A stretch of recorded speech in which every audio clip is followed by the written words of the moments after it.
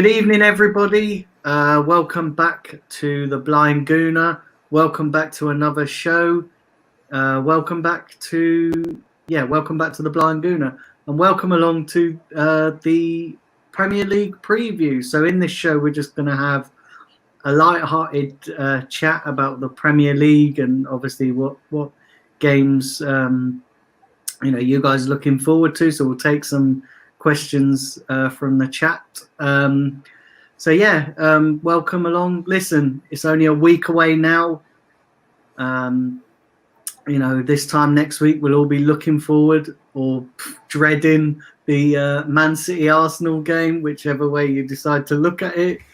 But yeah, I hope you guys are looking forward to it as much as us on the panel, because listen, it has been fucking boring without football, hasn't it? It has been proper boring, and the Bundesliga is a poor substitute for the football we're used to. Anyway, let's get into introducing the panel. So first of all, we've got Sam. How are you, Sam? Thanks for coming on again. Thanks a lot, Daniel, for having me. As always, it's always a pleasure being here with you. You strapping young lads, you're all so beautiful. I love you all.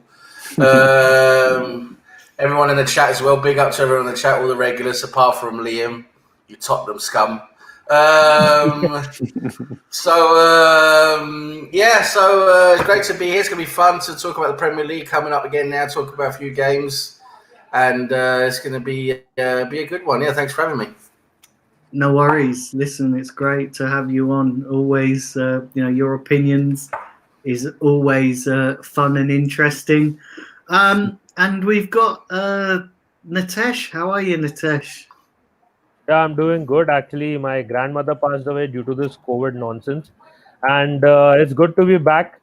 But seriously, all you guys who are predicting that Arsenal is going to beat Manchester City, I think today's result, you better hide in those chat boxes. Yeah. And I'm sure I can speak for everybody on the panel and everybody in the chat. Our thoughts and prayers go out to you and your family at this difficult time. And hopefully this football coming back, hopefully Arsenal can give you a bit of an escape from all of that, So, and Simpy, we've got Simpy. How are you, mate? Yeah, not too bad. Thanks, Daniel. Yeah, good to see you, Nitesh, and Sam again. And yeah, big up to everyone in the chat as well. Yeah. So listen, guys, how are you feeling about the Premier League coming back? Are you guys excited, or are you nervous, or are you like, oh, fuck, now is the time where we start stressing, especially where Arsenal's concerned. How are you guys genuinely feeling about the Premier League coming back? Sam, I'm going to start with you. I'm looking forward to it. I didn't think I would, to be honest. I didn't think I'd be that. I didn't think I'd be as enthusiastic as I feel. Because when it all finished and the coronavirus thing happened, I was feeling pretty dejected and fed up with all Arsenal playing shit, and everything didn't look very good. And then all the coronavirus thing, the lockdown, and everything was a bit sort of doom and gloom. But now after a while, I miss it. I must say I miss it. And even though I don't think we're going to be any better going back to playing again than we were before the virus and the suspension and everything, but listen, it's made me realise it's football. It's entertainment. It's a game at the end of the day. You can't take it more seriously than that. Of course, some people do, but it's a game to enjoy, and I'm looking forward to it. I'm looking forward to some of the other games as well. There's going to be some big other games to watch as well, and I must say I've been looking forward to, after being bored out of my fucking skull for like 2 months now. It's going to be nice to actually see some games again. Yeah, definitely. And as I said at the top of the show, that the Bundesliga is a poor substitute. Oh, it's not much fun, is it? Really, it's not. It's. Do you know what it is? The Bundesliga. It's kind of like when your missus runs off and you're left with her ugly sister. Do you know what I mean? Yeah, exactly. No, the Bundesliga, you got a few good players to watch, haven't you? There's some exciting players, But the actual play in most of the teams is just second rate, isn't it? Really. Yeah, it's much like when you have been dating that fat chick all your life, and suddenly a hot girl comes into your life, and now you have you have that hot curvy girl in your life, and you get rid of the fat one. Yeah, one hot girl, and all of a sudden the fat one comes along. Yeah, I think you have been watching my Twitter very closely these days. Yeah. I tell you what, mate, I can't miss it because it's like all day long. It's Nitish likes this bird, Nitish likes that bird, Nitish likes that bird. He doesn't know who the hell they are, but they look halfway sexy, so he just likes them. That's it. It's just my whole fucking feed is just Nitesh. Sometimes I feel Sam only follows me and Kevin on Twitter because all he gets are our feeds. Because he can't miss you. He can't fucking miss you guys. You two are horny dogs. You two are horny. You're a horny Mumbai street dog. That's what you are. That's hilarious. And Nitesh, how are you? Other than stalking girls on Twitter, how are you feeling about the Premier League coming back? I try to stalk Arsenal. You're not simply, are you? Shut up. I did actually say Nitesh. I did. Oh, sorry. I'm sorry. I'm dumb. I tried to stalk Arsenal today, but they ended up losing 3-2 to Brentford. Yeah, well, that happened. Yeah, and I remember when we were making the predictions, a few Arsenal fans and even Daniel, you were like, give Mikel Arteta some time. There is some kind of change coming. And Arteta out. Come on, guys. I'm not saying Arteta out. I'm not saying Arteta out. No. But seriously losing to Brentford, I mean, like, come on. This is why I was telling you guys that we should probably play some serious teams. And I mean, I don't take Brentford that seriously, but then Arsenal has lost now to them as well. So that is why I was like, why are we playing Charlton and beating them 6-0 when we need to play some serious kind of teams? Now, if this is the kind of performances that Arsenal is going to put up in the Premier League, it's better I watch the Bundesliga. Let me say something though. Let me say this, right? And listen, it's a fitness game. It's a game for building fitness. You know, and you think the Bundesliga didn't probably have any, did they? They just went straight into it after training. And they've obviously just they've invited London clubs as well, just to keep it easy, haven't they? You know, the Emirates are just local clubs. No, and the thing is, all these players who played today, there's first teamers in that team, but it would have been literally like a pre-season game where they would have probably played about half an hour and then be substituted off. And well, this is like that. This is like normally when we go abroad somewhere. You know, we play some shitty little team somewhere, local team. You know, and half the team is youngsters. You know, they don't. The first team players don't play the whole game. They play maybe half a game. You know, and I think that's what's happened today. And you know, you can't really take this. I mean, you can't really take this result seriously. You can't. It's not going to be a reflection of what happens against Manchester City. But yeah, I just want to say a couple of things. One thing, firstly, thank you to all the guys who sent out good comments with respect to the incident, the Corona thing. And the second thing is, see, Brentford is 4th in the championship right now. So this is kind of a serious team that probably we can take a bit more seriously right now than maybe the Charlton one. And I am not saying that it was a very serious game. But come on, even the second team Arsenal team shouldn't be losing to a championship side. I mean, Charlton is like in 22nd place and Brentford is like in the 4th place right now. So they're obviously doing better in terms of the table position and obviously performances. So, let me say this though, Nitesh, right? You're saying that we should be taking it seriously. What happens if?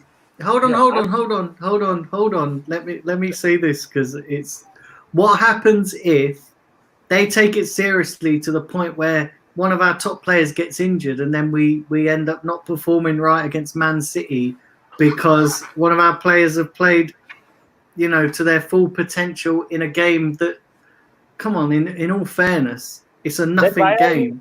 then why are we even playing the friendlies if that is the case? And the second thing For is, fitness. For fitness. yes, that is, and the second thing is, even if Arsenal is not taking it seriously, they should still be winning this game because they still are Yes, better. on paper they should, Nitesh. You're right. On paper we should. It's like when we go and play St Albans and Barnet. We normally used to have those two fixtures every year in the summer. Of course you should be beating those teams. But listen, sometimes shit happens, man. It's football. Sometimes it happens. But this is no reflection on what we're going to be doing against Manchester City because we'll be fitter and it'll be a completely different. It'll be a completely different motivation for the guys. Yeah. If we can't beat a fourth place championship team, I think we really need to self-introspect, and it is very bad for the morale as well of the team.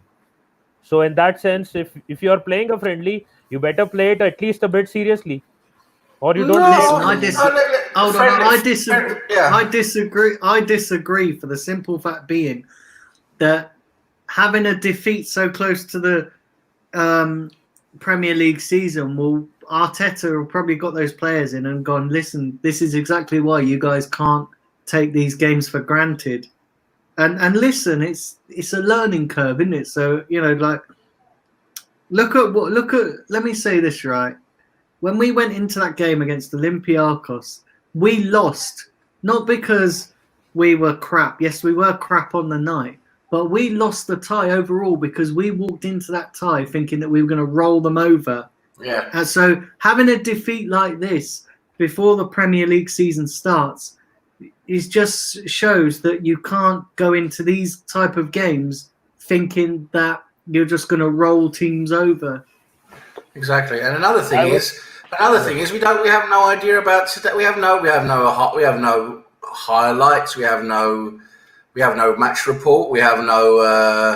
I haven't seen a lineup or We've got the lineup here was Leno, Bellerin, Mustafi, Mari, Tierney, Ceballos, Willock, Saka, Pepe, and Nketiah and Aubameyang.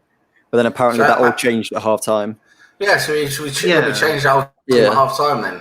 Let me ask you this then, Simpy, what was the score at half time? It's saying here, Willock opened the scoring for Arsenal just before half time. And then, so we were winning 1-0 at half time and then we lost. We're winning with our first team. That's what we do. We're winning with our first team then. Yeah. And then we brought on that young kid. Then we brought on the youngsters and everything in the second half and then we lost. Yeah, I mean, I'm okay with that. It's just a fitness exercise. But there are 2 points I want to make. One, with respect to the Olympiacos game, we were never thinking that we'll roll them over because we were lucky to win that first leg. They were the better side in the first leg as well. And the second thing with respect to this is, if you have your first team playing, you are just leading them by 1 goal, which is again shocking, where you should at least have 2 to 3 goals in the first half. You're never happy, are you? You're never ever happy, are you? That's the thing with you. It's Brentford. What will they do against Manchester City? It's a fucking friendly, it's not the Champions League final, okay? I do understand, but still, they are way ahead of Brentford in terms of class. Even our second team, even our youngsters should be beating Brentford. We were leading 1-0 and then they changed the team. It's to give people match fitness. Nitesh, let me say this right. I would absolutely agree with you that we should be beating a team like Brentford. Yeah. But there's several things that you're not factoring in. One, we've just had a 2-month break because of a pandemic. Secondly, them players aren't fully fit because of that situation. And thirdly, you can't expect these players just to pick up from where they left off having this pandemic, because listen, it's a situation. If this was an ordinary pre-season game and we would lose in an ordinary pre-season game, nobody would be batting an eyelid. They would go, it's pre-season, it don't matter. Do you see what I'm saying? If we'd lost to them mid-season in the normal flow of a season, then you could probably say, we should be beating these, we should be fucking hammering them. I would absolutely agree with you. But nothing about this situation is ordinary. For one thing, we're playing fucking Premier League in the middle of summer. So, do you know what I mean? Nothing about this is ordinary. It's true. They're all good points you make. They're all good points. Even Brentford hasn't been playing regularly. They have also been resting. They have also come out of to play. Second thing is the guys we were bragging about will be our 5 subs. We have now 5 subs. Martinelli, Saka, and all these guys. They are the same people who must have come off the bench as well. So if they can't beat a team like Brentford, why are we bragging that we'll have 5 substitutes now and we'll beat the Premier League teams when we can't even beat? Because you can't just base everything on one game, Nitish. So what I say, okay, Nitish, let's just cancel the Premier League. We lost to Brentford. Let's cancel the Premier League. Let's kill everyone. Mass suicide. Fuck it. Let's go and play hockey instead. But also, I think that would be less painful for the Arsenal fans at least. But Natish, Jesus Christ, I never heard someone go on. In, let me say this right. In a preseason game, it's not about winning. It's about working out your best formation. What would you rather? I'd rather the players make mistakes in these kind of games than do it against the Man City. At least this way, Mikel Arteta's probably thinking, okay, well that didn't work. So listen, I'm not going to do that against Man City or in the league. This is what these types of games are there for ironing out mistakes, for picking the best team, building confidence. It's not about winning. People, I'm looking at people in the chat as well. Listen, everybody. It's the same as a pre-season game. It's the same as you go to St Albans, you go to fucking whoever, you're going to play Barnet. It's a pre-season game, people. Players are not taking it 100% seriously. They're doing it for fitness. They're trying to, get their match legs back going, ready for the Premier League. You can't take this seriously. Yes, of course, we'd like to have beat Brentford, of course, but because we lost to them in the second half, probably with most of the players youngsters, it's not the end. It's not the end of the world. I mean, this is not a mid-season cup game. We haven't just lost in the FA Cup that would be different. This is a pre-season game. If we lose 1-0, and we lost 3-2. We lost 3-2, so we didn't exactly get battered. I want to know how we lost. Was it like a last-minute goal, or was it? Because it sounds to me like that. Listen, everyone's looking at the result, but not the performance, because obviously we don't have the performance. We don't have all the details, and like we don't know who played. We don't know who played how long and what position they played, and everything. There's so many things we don't know. Let me say this right. You're looking at the result and basing everything just on the result. That's what. Let me say this right. I hope that this team succeeds. And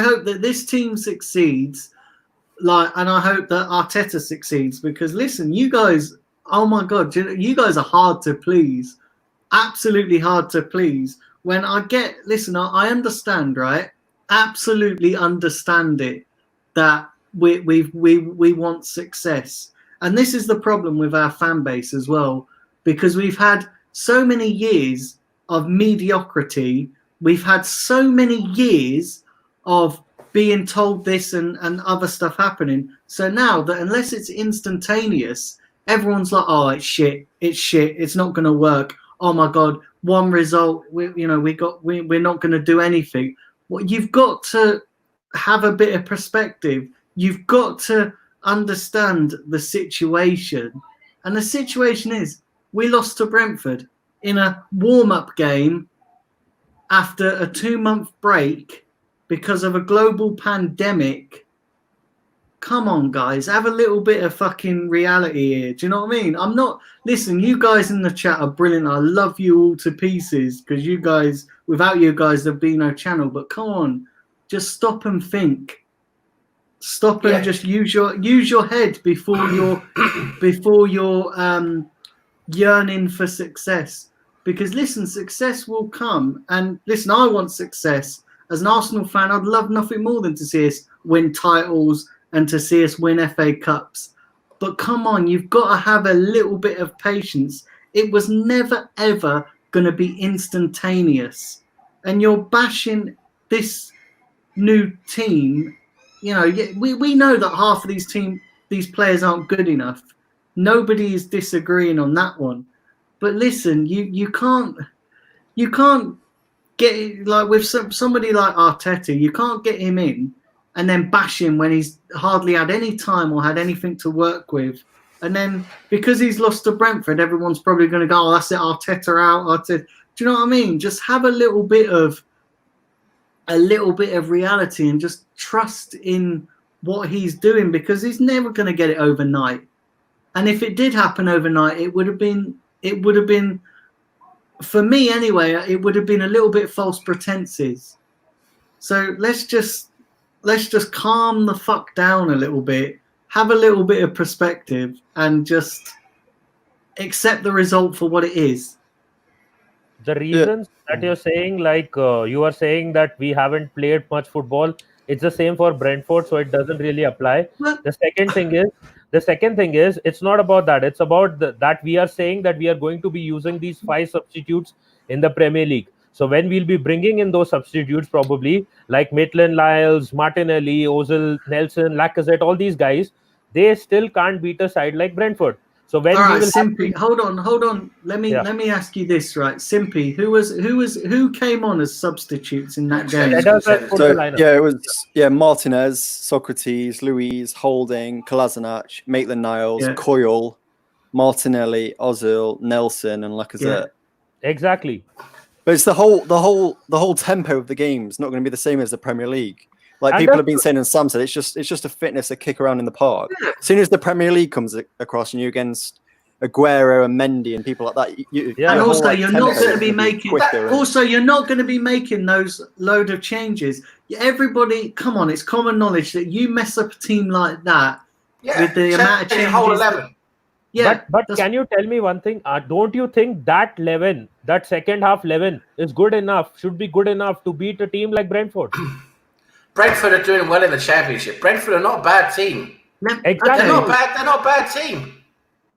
Simpy, not Simpy, Nitesh, like I said to you, that ordinarily, if this was mid-season and we lost to Brentford, I'd be going batshit about it. I'd be like, we lost to Brentford, we should be beating them. But firstly, this is not an everyday situation in a normal season. Secondly, these players aren't going to be fit. So they've got to have some kind of game before the Premier League. They're not fit. They played 40. That second half team played 45 minutes. If they did that, if there wasn't even further substitutions, because in a friendly there's unlimited substitutions. So maybe there's even more substitutions at the end. I don't know. They've hardly played 45 minutes. That team that lost in the second half. You got a player like Coyle, he hasn't played for us before.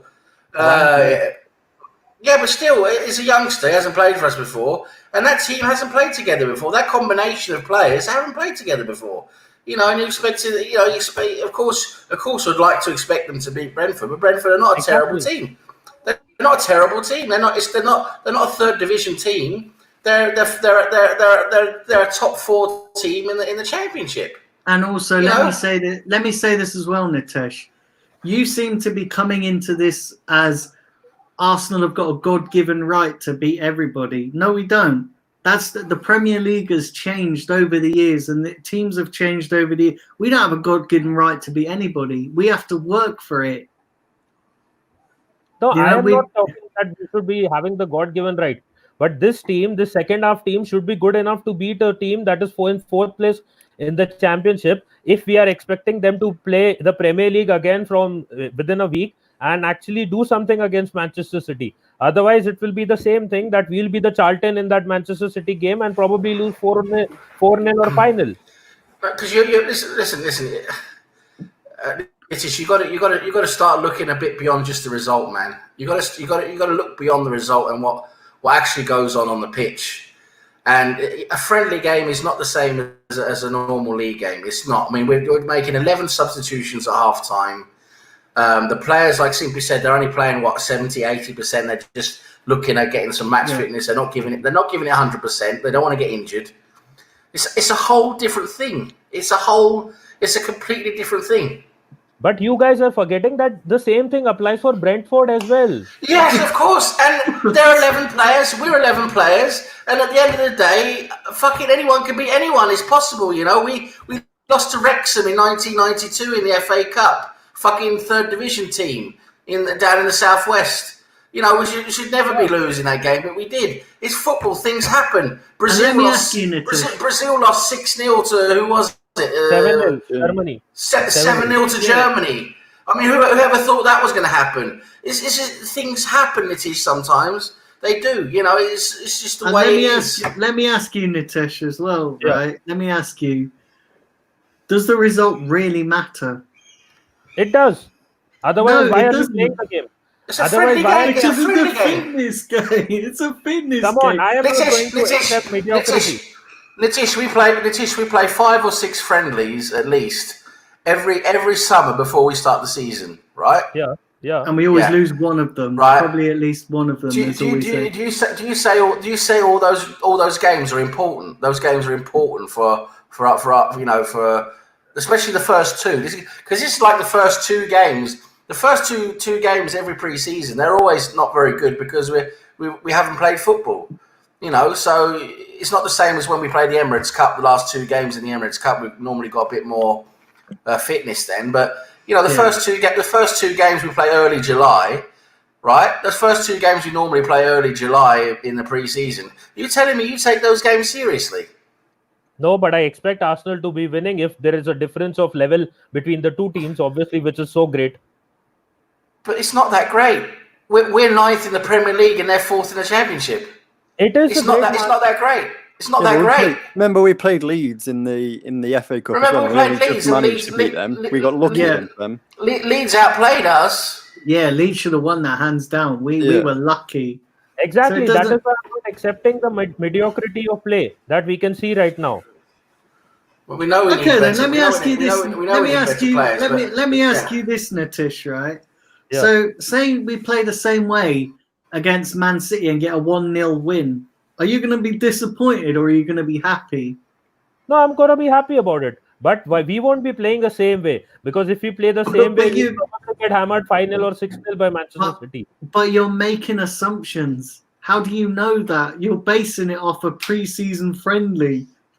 No, what I'm trying to say is if we play the same way, how can we actually win the game? That is what I'm trying to say against Manchester City. Because we're not going to be the same. For one, the whole team's not going to get changed at half time. Secondly, they would have worked. They're going to look at those mistakes, and you know, even Arteta's probably thinking, "Oh, it's just a fitness game. It's not a results game." Who's good? Like I said to you, if they went all out in this game and got injured, then we're going to be fucked for the Man City game. I would, if those players, right? I'll be saying to those players, if I was Mikel Arteta today, you know, given the sort of team talk before the game, I'd be saying, listen, go out, lads, go and get your fitness up. Don't do anything stupid. Don't overexert yourself, because listen, if you get injured and we can't use you for Man City, then this whole game's pointless, isn't it? Because then you just, you know, especially if it's one of our, you know, say Aubameyang scores a rip-roaring hat-trick today and pulls up with a hamstring because his lack of fitness. What are you going to do? You're going to be happy because, he scored a rip-roaring hat-trick, but he will be injured because he's not match fit. So you don't want players to push themselves. You've got to go up levels. Do you know what I mean? You can't just expect them to be like well beaters when they've got lack of fitness. Now we've got lack of fitness up front. He plays up front, lack of fitness. But it's not a big team. They should be beating this team. Again, I'll say it. I'm not saying Arteta out or anything, but if they can't beat this team, forget about beating Manchester City. Yes, of course. Okay, so if we beat Manchester City, I want to see. You're gonna do a forfeit. You are. That's what you're gonna do. The Mustafi song. You can do the Mustafi song. Jesus Yeah. Christ. Yeah, Do you know fine. what? Do you know what? I sort of hope we do beat Man City, because then I can be like, oh, Natisha, I thought we weren't going to beat Man City because we lost to Brentford. Do you know what? Right? We it's like where was it when we beat it was a couple of seasons ago. We beat Bayern Munich in the where was it? It was in a pre-season tournament. Yeah. Yeah, and we beat Bayern Munich. Hold on. And everyone was like, oh, we beat Bayern Munich. I said, listen, doesn't matter. It's only a preseason game. And they're like, yeah, but we can compete with them. And I said, listen, when we play them in the Champions League, we'll probably get battered. And what did we do? We played them that season in the Champions League and got battered. So preseason games don't mean a single thing. They don't mean anything. And it's like, I remember the Charity Shield as well. Remember when we used to play in the Charity Shield?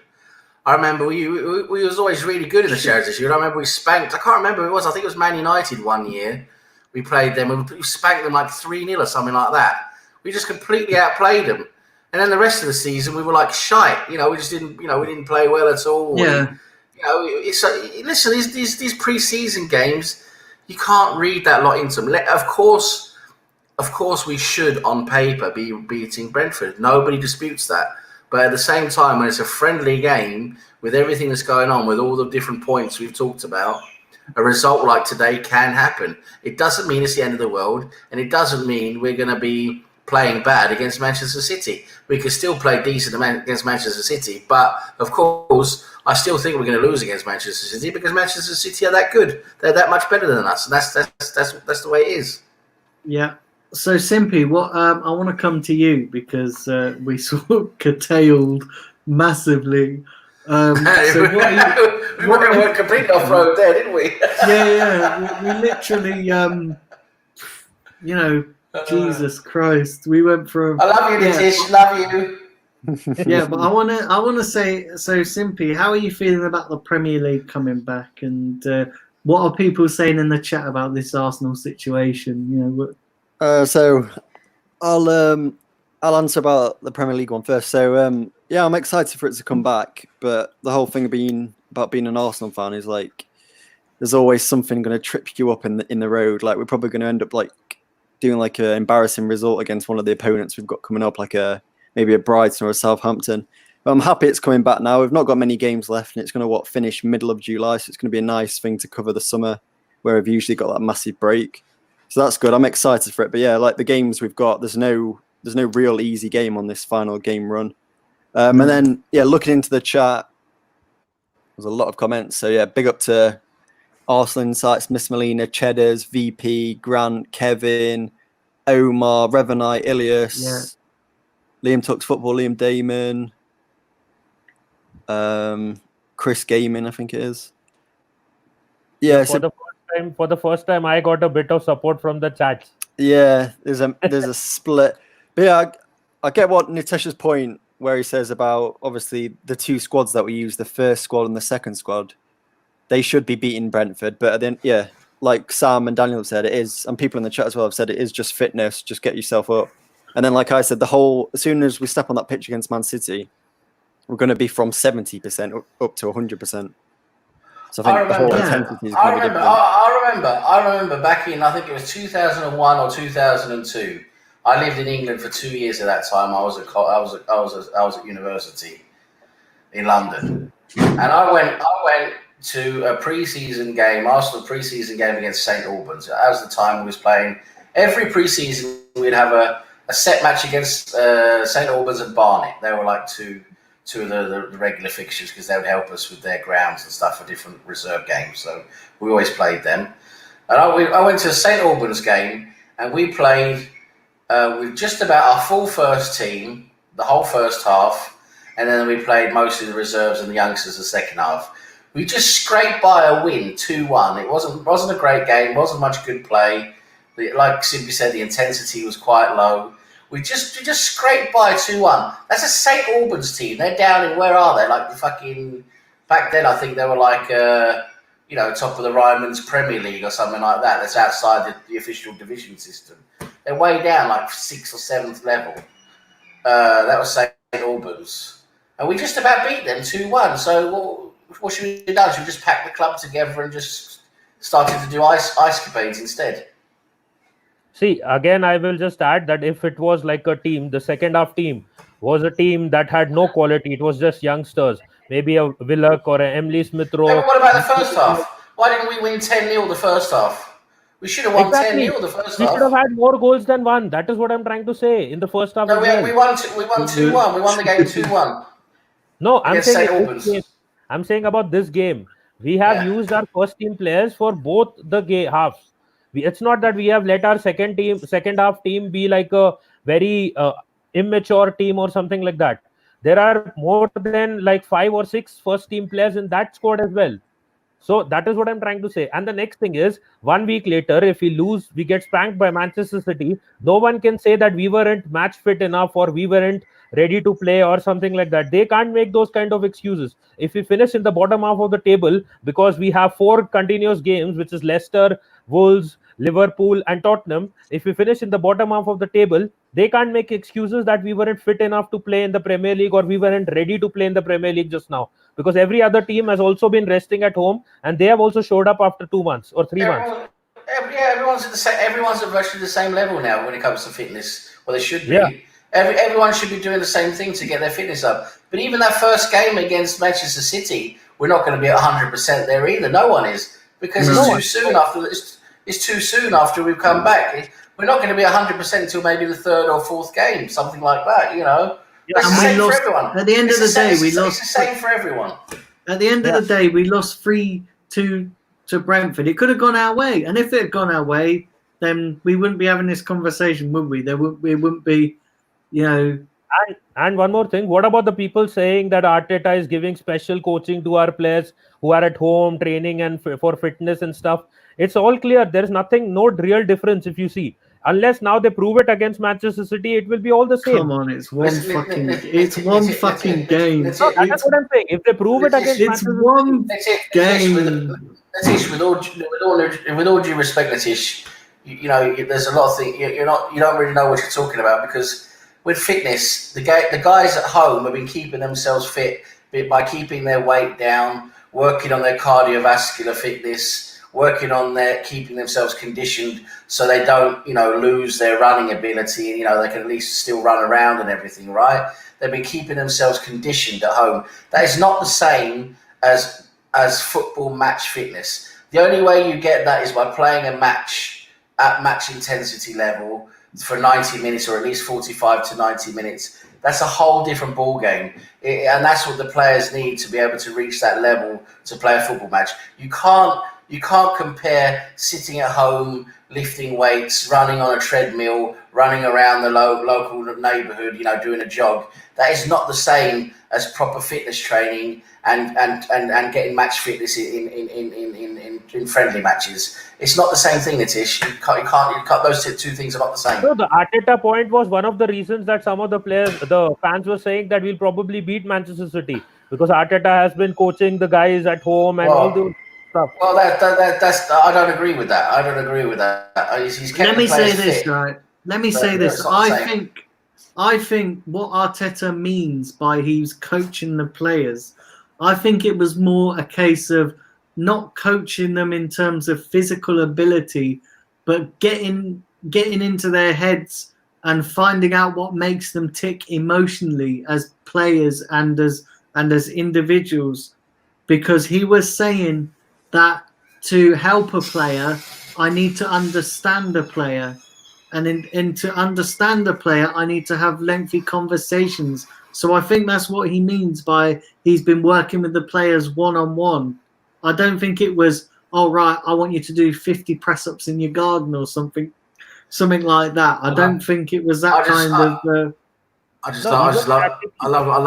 Liam Damon in the chat giving it large. The resident Spurs fan. First of all, he spends most of his days on an Arsenal channel. Second of all, your team logo is a cock on a beach ball. Third of all, your stadium looks like a toilet bowl. Fourth, you've got. I mean, there's no point in having a trophy cabinet, is there, for two bits of Tupperware? But that's your entire club history. So you could give it all large, mate. I bet Brentford's trophy cabinet is bigger than yours. But because he's supporting me, I give him a shout out. Yes, we kid with love here. Apart from Taib, we don't like him. Only joking, of course. They know it's joking with love. Big up all the regulars, even including our resident Tottenham fan. Yeah. And let's see. And let me say this: you guys are playing Man United next week, aren't you? So let's see if you're laughing after that. Yeah. See if he's smiling after that game. Yeah. Yeah.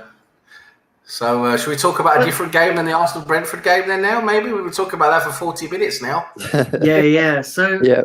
So I want to ask you guys. So obviously we're all Arsenal fans, and we've been talking about Arsenal for the last 40 minutes. But what I want to ask you is there any other games in the Premier League that you guys are looking forward to? So Sam, I'm going to come to you first. Probably the Liverpool derby will be a decent game.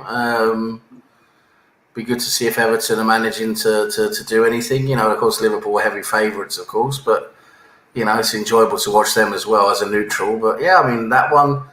Apart from that, there's not really like any other games I would say that I'm really looking forward to more than definitely not more than an Arsenal game, of course, but. No, but it's just enjoyable to watch the Premier League again, isn't it? See the players we know, the teams we're used to seeing. It's just good to see it all again, isn't it? Yeah, definitely. And with that Liverpool game as well, the Liverpool-Everton game, apparently they have agreed now to play at Goodison Park. Right. So it is going to be played at Goodison Park, but obviously behind closed doors with no fans, which is going to be a bit weird. Simpy, how about you? Is there any standout games for you? Obviously, apart from the Arsenal ones, is there any other standout games that you think, oh yeah, that's going to be a cracking game? Or I just loaded up the fixtures list. There's obviously the Man City Liverpool game as well, which will be good. Mm-hmm. Even though Liverpool will have probably tied the league down by then, but it'll still be an interesting game because they'll be wanting to break records and stuff. And Man City, we don't know what they'll be doing just yet. Apart from that, just any like big team against Man City. So yeah, Chelsea, Man City would be good. It's any team that could potentially be taking our top 6 spot when it's against one of the other teams above us. We've got a chance to sneak in. But other than that, yeah, it's just the Arsenal games. And also, with Man City, it could be. Apparently, it's going to be July now that we are going to be finding out whether they get banned. That got announced earlier this afternoon. So yeah, I agree. Listen, any team that we're sort of going up against in terms of that top 4, top 5 who play Man City, listen, it'd be good to see if Man City, sort of do us a bit of a favour and that. But yeah, listen, with the games and that, listen, there's quite a few corkers in there.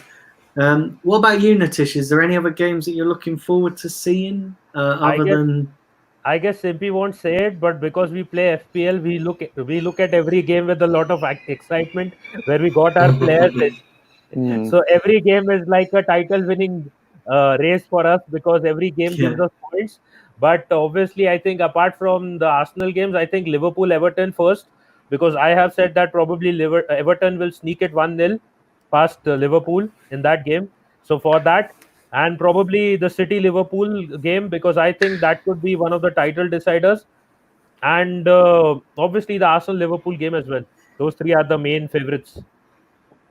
Yeah.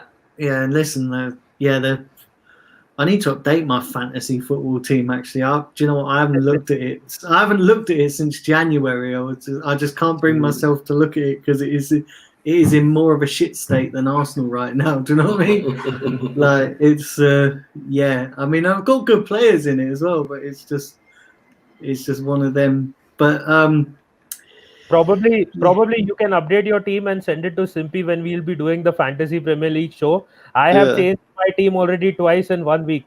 So Simpy knows. I sent him a first team which had Liverpool players, then I removed all of them and I took all Manchester City players and I sent it to him. Yeah, I need to look at that. But yeah, so guys in the chat as well, what games are you looking forward to? Obviously, Liam Damon, you're probably gonna, I don't expect you to say Spurs because, like I say, you're probably looking forward to watching real football. But Yeah, Yeah, what so guy, watching handicap football, isn't that fucking Spurs, isn't it?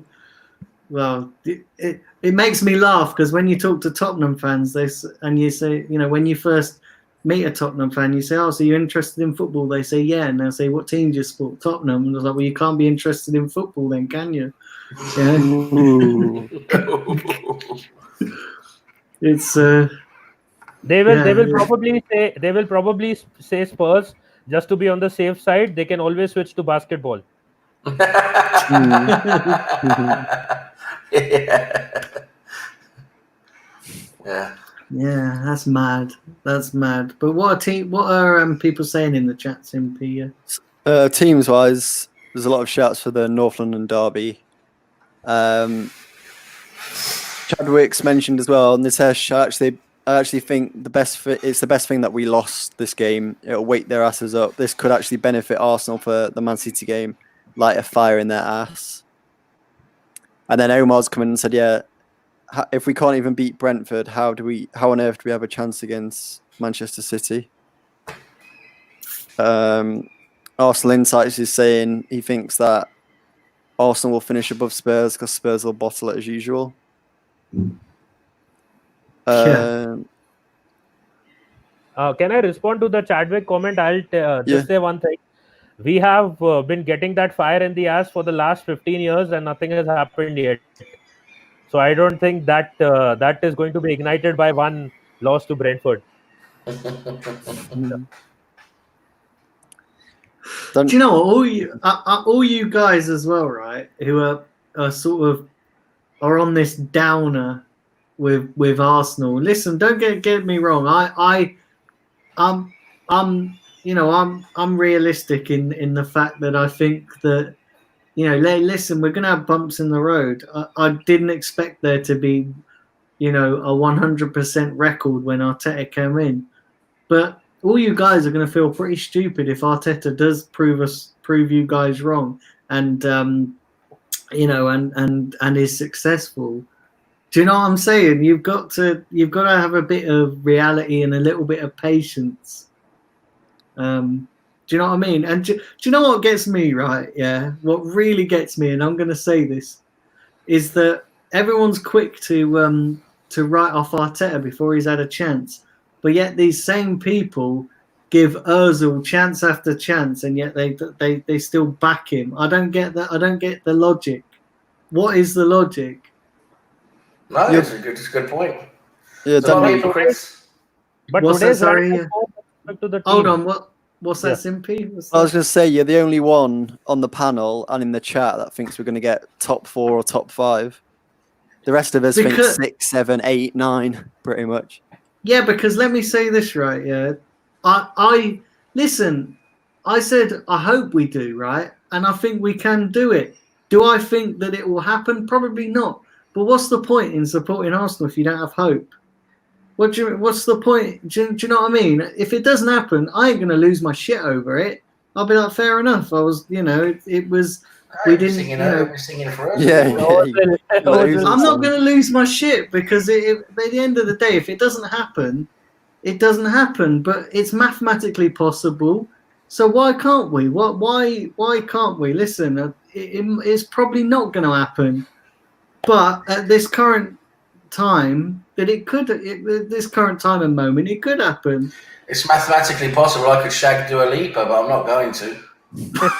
But I you just give Hector Bellerin instead. Do you know what I mean? It could happen. It could happen. Is the probable? I didn't say it is going to happen. I just said it. We could still get it. I didn't say. Oh, we're definitely going to do it, because if I come out and said that, I'll look pretty stupid. But it still could happen.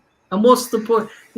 What's the point in if you're not going to hope, then, and you're not going to think, if it doesn't happen, I'm not going to lose my shit over it. I'm not going to go, Arteta out, and I know, right? There's going to be. Let me say this right. I know there's going to be a section of fans that if we don't get it this season, they're going to be, Arteta, nothing's changed, nothing's got, nothing's improved.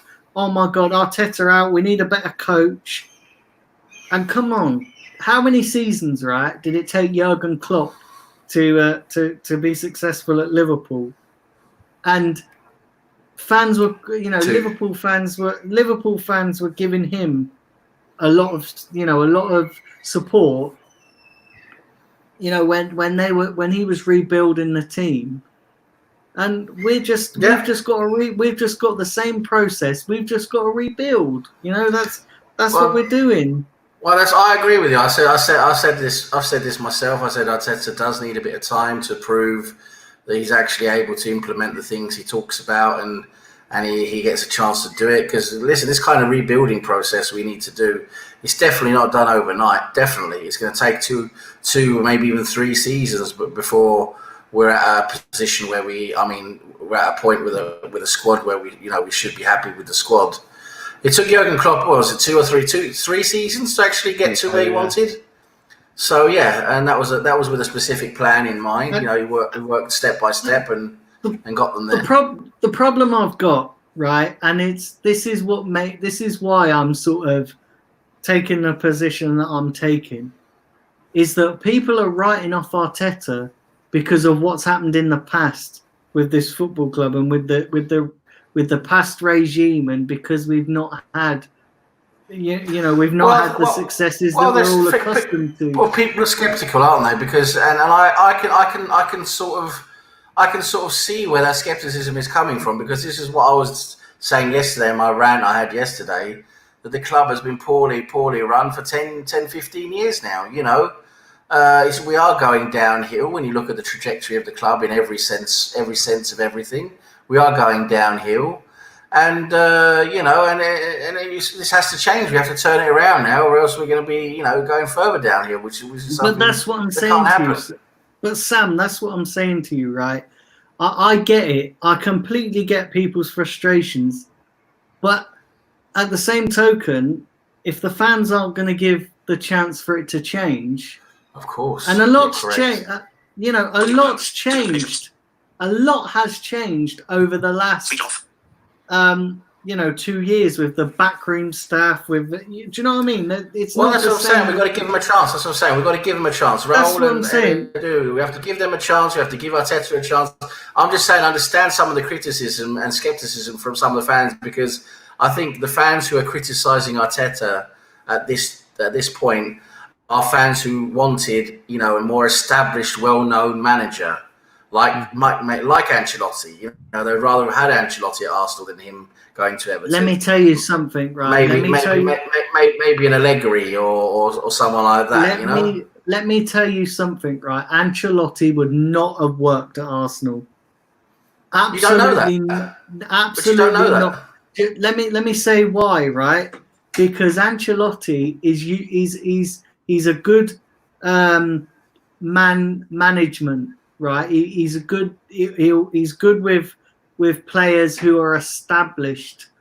See, Arteta, a lot of these players are young players, right? Apart from, obviously, you take out Aubameyang and obviously like Lacazette, but there's a lot of young players at our team with a lot of potential, and I just think Ancelotti wouldn't have been good at developing young players. Whereas Arteta is young enough to kind of relate to those players. Because listen, his playing days were literally just behind him. Do you know what I'm saying? Like, so he would be able to relate to those players. But Ancelotti, I don't think. Listen, those kind of managers, and we've seen it with Mourinho. A lot of people wanted Jose Mourinho. I never ever wanted Jose Mourinho at Arsenal for the simple fact being, not because he was controversial, but come on, he hasn't exactly done a fucking great job at United, has he? Do you know what I mean? He didn't do a great job at United. And he got money. He got money, right? He got loads of money, and this is why people say that, oh my God, throw money at everything. You can't. Look at Jose Mourinho at Man United was a case in point that they spent over 500 million and they never ever got to the successes they did. Yeah, they finished second. I think it was the second season he was in charge. Yeah, Yes. he finished second. But overall, when you ask United fans, was Jose Mourinho a success? No, he wasn't a success. He was an absolute failure. And listen, he couldn't even get the best out of, like Sanchez. He couldn't get the best out of, okay, probably with the exception of Martial, who he probably did get the best out of. But do you know what I mean? It didn't work out for him. Well, no one was a success after. No one's been a success at United after Sir Alex Ferguson. No one. They're huge shoes to fill. And when it comes to Ancelotti, the guy is one of the highest ranked managers in history. He's won major trophies many times at all the clubs he's managed. So he's a very well known, very well established manager, who definitely knows what he's doing. And him at Arsenal, maybe it might not have been a great fit with the younger players and more development and things like that. But at the end of the day, you just don't know. You can't say with certainty what it would have been like with Ancelotti at Arsenal. And listen, I'm satisfied with Arteta at the moment. I'm willing to give him time. I think he's a promising manager. But at the end of the day. At the end of the day, we can't say we would have known what it would have been like without Ancelotti. We don't know that. I want to make this point to people as well, that if Arteta doesn't do the business, of course I'll criticize him. I'll be the first to say, listen, I don't think he's good enough. But I just think it's a little bit premature to criticize him at this stage when, come on, listen, he's had more drama than a bloody soap opera in his time at Arsenal. Coming in, trying to get these players' confidence off the ground, and then having to deal with all this shit with the pandemic. And, so you can't criticize him until he's had a good run at this managerial job. And when I say a good run, I mean a proper full season where he's had a decent window and a proper pre-season and then a proper full season as Arsenal manager. Once those things have happened, and it still doesn't work out, then you can criticize him. But at the moment, you can't criticize him. It would be wrong to prematurely criticize him when he hasn't had a proper go at the job. Got to give him more time. Yeah. The only reason they signed him was because he was cheap, and Ancelotti wasn't cheap. That was the problem. The only way Arteta can probably connect with the team is because he has played with some of these players. They're his former teammates. Otherwise, Ancelotti, I don't know why my pronunciation is going bad. Anyways, Ancelotti was the better option there. And with respect to why Mourinho didn't succeed too much, though he did, but why they had to spend so much and he didn't get the kind of success he wanted, it was the same situation which is at Arsenal, United, and was at Liverpool in the first season. They were the ones who were buying the players. They were not allowing the manager to buy the player. That is when Klopp got rid of the transfer committee, and that is when the Liverpool success actually happened. If it was up to the transfer committee, they wouldn't get Alisson, they wouldn't get Van Dijk, and Liverpool would have been stuck with players like I think Sakho and all these defenders. Mourinho tried to do that at United. They gave him Pogba, they gave him Sanchez, they gave him players that were not needed in this team. And that is why eventually Pogba became a problem and they got rid of him instead of Pogba, and now probably Pogba will also leave. The same thing happened with Unai Emery. They should have given him the players he wanted, not Torreira, because he did not want Torreira. Forget how he has played or not. When he wanted to set up a system, he wanted Zaha, who is not a single-footed player like Pepe. They should have given him Zaha. When he wanted another player, probably I think he wanted a defender. They should have given him a defender, not a Lichtsteiner. So these are the players that they have given these managers, and then they complain that the manager isn't performing. Can I just, with respect to Lichtsteiner and Torreira, these deals were already agreed before Emery come in. So these deals were already agreed before Arsene Wenger was sacked. He was asked for Nzonzi. He asked for Nzonzi. Yeah. But we don't know that. We don't know that, and you can't judge him. You can't say that those players weren't Emery signings. Yeah, they were probably Mislintat signings, granted, but players like Torreira and Lichtsteiner, they were announced. I know Lichtsteiner was announced before Emery was even announced as Arsenal manager. Do you know what I mean? Yeah, what about like Denis Suarez? Yeah, that was probably an Emery signing, because So- he'd worked with him at the. That was probably an Emery signing. Now, granted that was January, so therefore he got his it was foot in the awful one. door. Yeah, No, but I agree. if But you read the listen, comment, I don't buy too much into this whole January window. You're not going to get the best players in January. I'm sorry that the players that we want. They're not going to leave their clubs in mid-season. So, do you know what I mean? The January window is obviously about if you've got any injuries, to get somebody in short term. You're not going to get a like a Van Dijk in January. Liverpool got Van Dijk because he wanted to leave Southampton. That's why he wanted, they got him. But let me tell you something now. Liverpool with Van Dijk, a Barcelona or a Real Madrid, if they went in for somebody like Van Dijk, they're not going to get him in January because he would not leave mid-season. That would be like now a summer deal. So you have to look at the situations at the time. They were actually chasing him for more than a year. The deal had also failed once before, and it eventually happened in January. So they were already in talks with him for 1 year already, and the transfer committee, due to the transfer committee, it had failed. Then they got rid of the transfer committee, and Klopp was able to sign him in that January transfer window.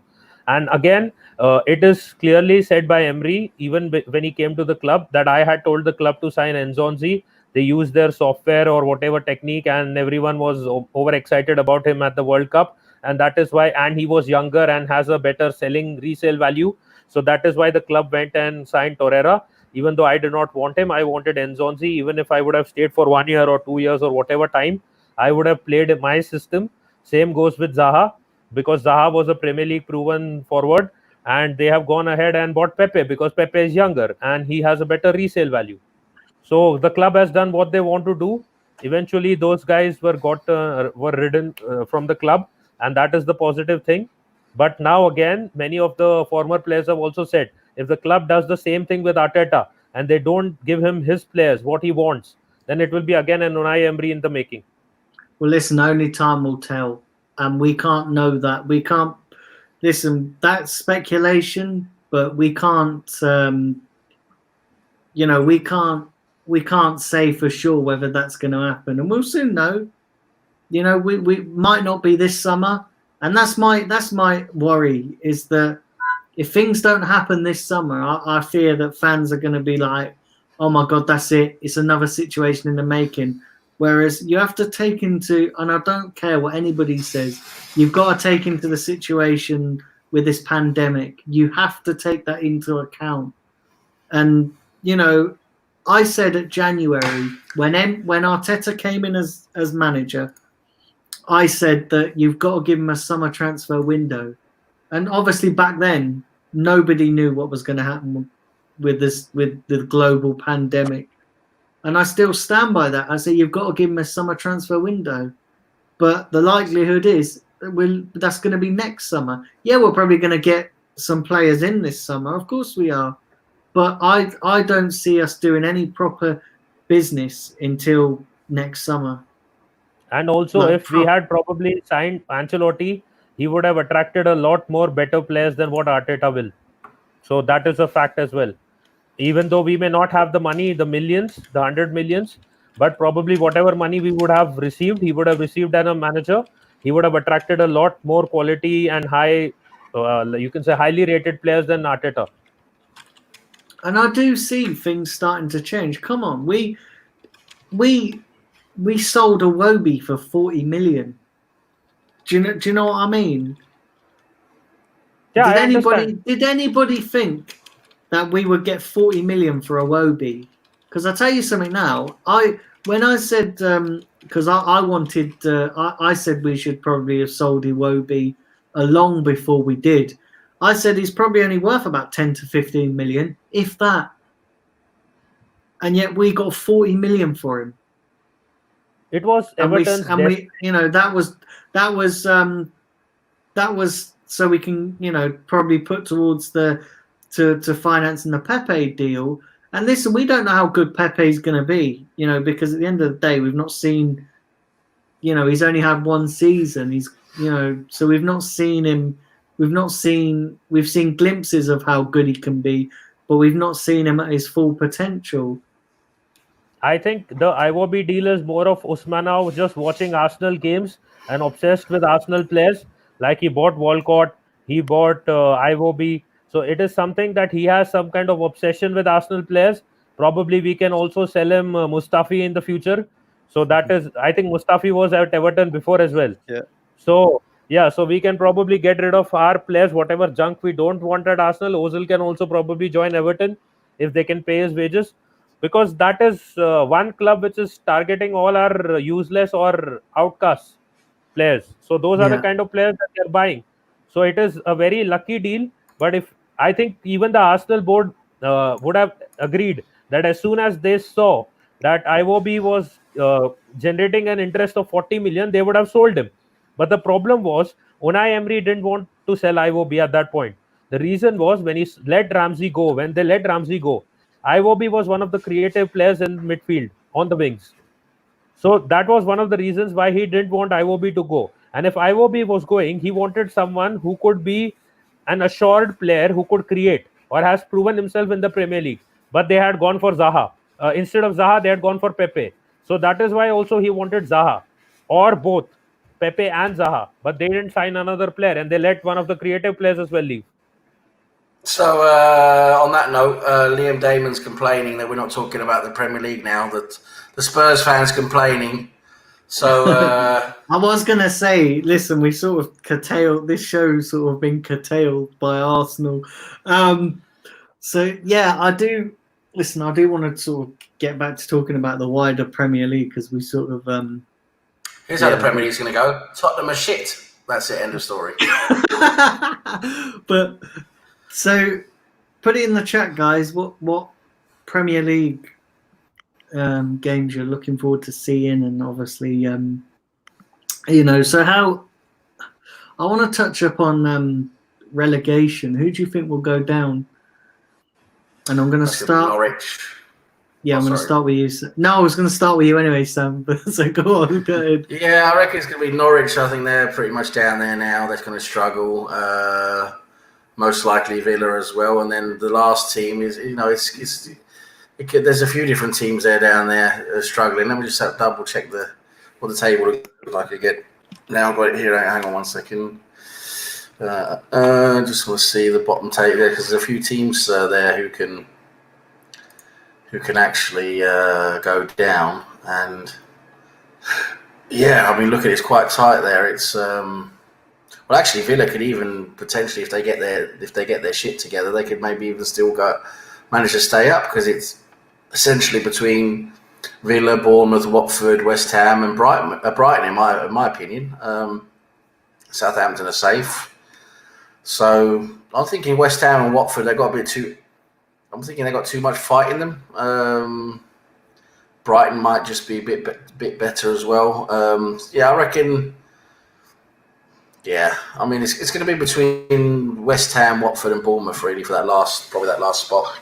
So I reckon. So if I have to choose the three, it's going to be Norwich, it's going to be Bournemouth, and Villa probably. That's what I think. Yeah, and you and Liam Damon agree. And Nitesh, who do you think is going to get relegated? Let me say who I want relegated. I want Norwich.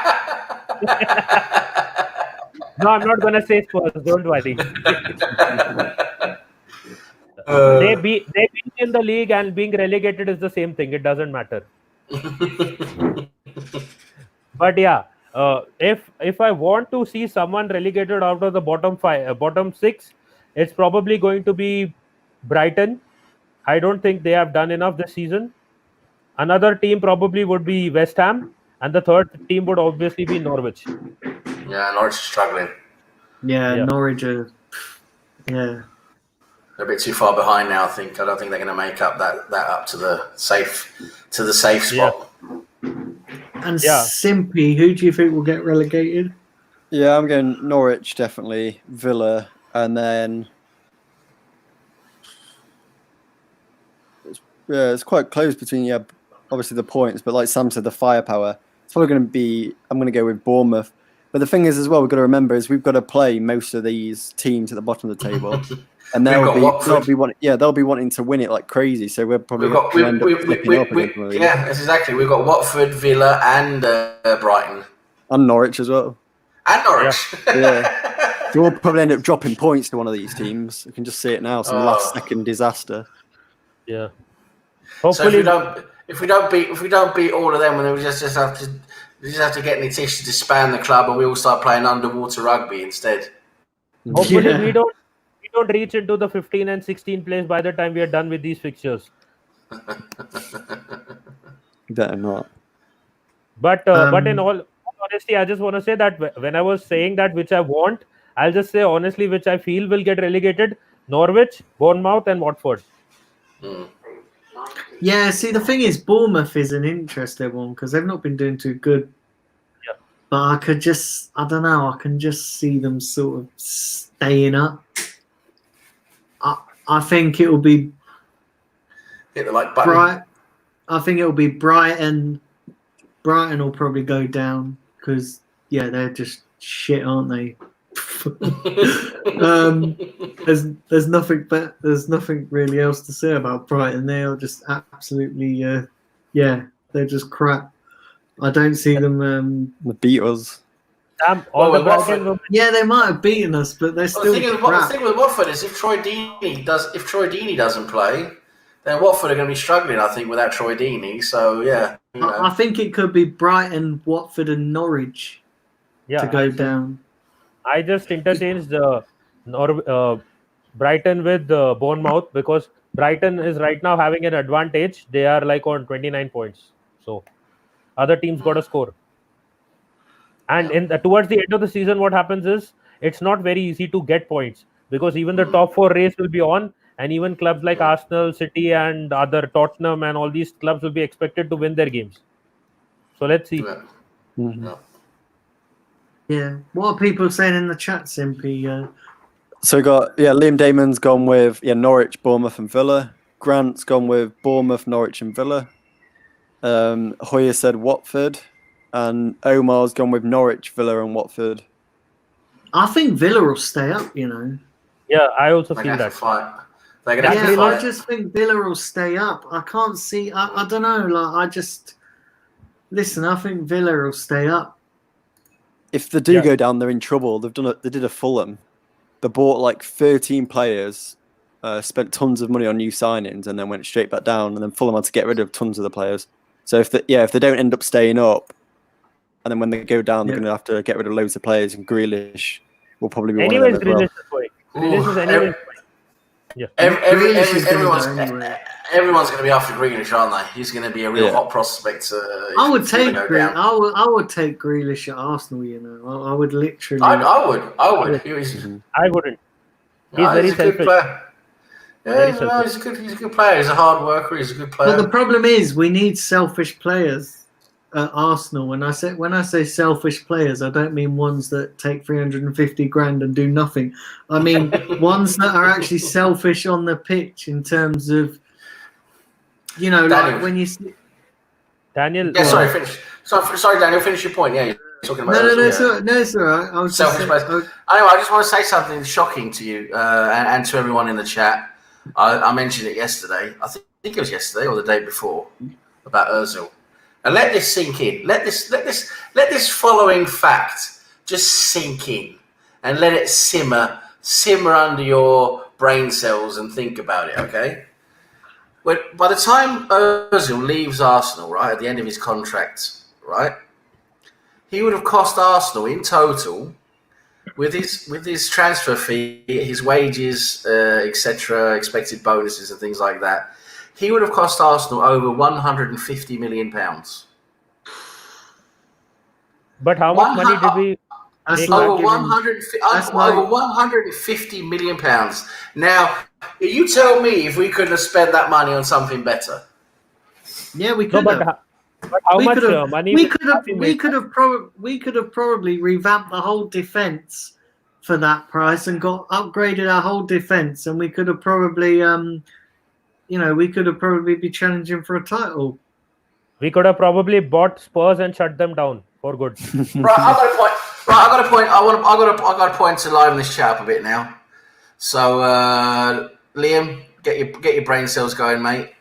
So, what I want to talk about now is we've been talking about the same things for a while now, and it's all good and well. But what I want to know is, I think we should discuss this point. Which team next year is going to be the big surprise? Now, of course, we don't know who's coming up from the Championship or how all that's going to work and everything. Forget the Championship teams. Maybe Leeds, if they get to go up or whatever, might be a surprise. We don't know.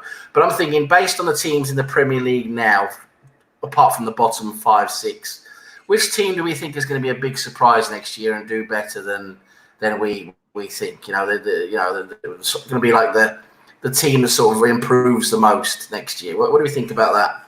Newcastle. Simple. Well, that's if the deal goes through. That hasn't gone through yet. And if the deal doesn't go through, Sheffield. I think Sheffield could. I think Sheffield could get top 3. Again, really? Yeah, I think Sheffield could get top 3. I think Sheffield could improve on this season. Yeah. I think Sheffield could do what Leicester did, not win the Premier League, because obviously, listen, they obviously when Leicester done it, it wasn't as the Premier League wasn't as it was. Do you know what I mean? It was because every top team was playing shit. But I do think Sheffield could break into that top 3 without a shadow of a doubt. Really? Listen, they've got a quality side. Well, the thing is, I was discussing yesterday, talking about Arsenal's chances next year, but talking a bit about the other teams, and I think, like I was telling to Simpy yesterday, that top 4 next season, if Chelsea get the players they're going after now, and if Manchester United improve as well, that top 4 is going to be really hard. I mean, the top 4 with Liverpool, City, Chelsea, and United with their squads, that's going to be really hard to break into, really hard. And then you've got teams like... Do you really think United, though? Do you really think United are going to spend big? They're clicking now with Bruno Fernandes. Rashford's coming back into form. Greenwood's improving. They're looking at keeping Pogba. It looks like he's more motivated to stay now. He could do well with Bruno Fernandes. And of course, they're going to bring in 1 or 2 more players that's going to improve them. They've already got a good defence. So, they're going to improve, definitely improve, and they're going to take the steps up. And then you've got the Chelsea, if they get Werner and Havertz, bloody hell, together with Ziyech. Well, they've already got Werner, haven't they? So, well, we don't know yet, it's not confirmed. But anyway, if they do and they get Havertz, and they've already got Ziyech, and if imagine them playing with that attack with Pulisic, Ziyech, Havertz, Werner, it's a nightmare to play against. And then you've got already established Liverpool, Manchester City. That top 4 is going to be really hard to break into, and then you've got good teams outside of it, like you've got Wolves. They could be good next season if they improve a bit. You've got maybe if Everton improve as well, they get their players they want, and with Ancelotti start to get the team going. I also think as well, though. I do think.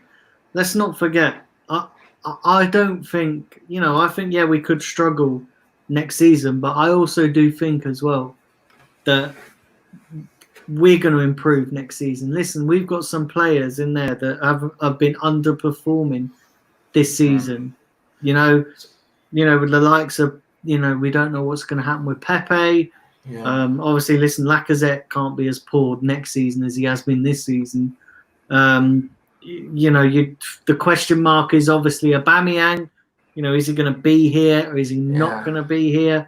Obviously, Saka. You look at Bukayo Saka. He's probably going to go up levels next season. Yeah, if he's still here. But we don't. Do you know what I mean? We don't know. So I think the problem. Levels behind at the moment. Yeah. I think on current form we are levels behind. Yeah. But I don't know. I think we could. So you reckon Sheffield United? You reckon Sheffield United could be that surprise team? I think it might be Everton. If Everton spend the money they're looking at, they want to spend, then I think it could be them. What do you reckon, Simpy? Yeah, Yeah. before you mentioned, before Liam said, mine was Everton as well. They've got the manager, they've got the money, and they've already got some decent players as well. So once they'll give Ancelotti the money because, like you mentioned earlier, he's a proven winner. Everywhere he goes, he wins something. And I think Everton are going to be probably fighting for the same spot we're in at the moment. Exactly, it's going to make our job a lot tougher next season. What do you think, Nitish? You think the same about Everton? Yeah, and Sheffield is going to lose players like Lundstrom. He has a contract which is expiring. They're going to lose their players, so they don't seem to be going up. They'll probably go down. And Everton obviously is signing players. They will be probably, if you remember, if we were not signing Thomas Partey, they were ready to push cash up front for him. So they got money to spend. So they are just waiting for the right kind of players, and they already have some quality players who can work wonders under Ancelotti. And if, as I said, if they beat Liverpool 1-0 as I predicted, then you will see Everton rising. So you're saying that because I don't know where all this, obviously Everton obviously have got the cash for Partey and that, but come on, how much of all this? I don't buy all this shit until it's actually got legs to it. Do you know what I mean? This is the problem, and all this shit. Who reported that? Who reported that? They've got Usman off. He's got a lot of money, and they've got Usman off. He's got a lot of money, and they brought in Ancelotti. I don't think they would have brought in Ancelotti just for fun. They've got a serious intention. I'm not saying that. No, I'm not saying that. I'm not saying that they obviously brought him in to win stuff or to succeed. But this is what I'm feeling like. People read stuff in the papers and it's like, oh, it's gospel. And it's like, it's not gospel until it's actually close to being done. That's what I mean. I don't buy. It's like I said to you guys when about the links to Thomas Partey. I said, listen, I ain't going to buy any of that shit until it actually sort of happens, or it's got legs to it. At the moment, that deal, we're probably not end up going to get Thomas Partey because at the moment it's just all speculation. We'll see. What's the chat say, Simpy? What do they think about teams? Everton. Liam Damon's gone Everton. Cheddars has gone Southampton. Hoyer has gone to Chelsea. And then Grant said, about Man United signing Bruno has helped them and improved them, and they'll add more quality as well to what they've currently got. Yeah. So like you said, that whole top four is basically locked, and we're going to have a special password to get into it because it's going to be virtually impossible. It is going to be hard, really hard. I just don't think. I don't think there's a top four anymore. Like you look at it, and you could probably say that the probably any one of the top 8 could get into that top 4 next season. I mean, if the teams don't perform as expected, I mean, if Chelsea don't, of course, this is all based on Chelsea getting. I mean, listen, Man City and Liverpool are probably going to run away with the title challenge.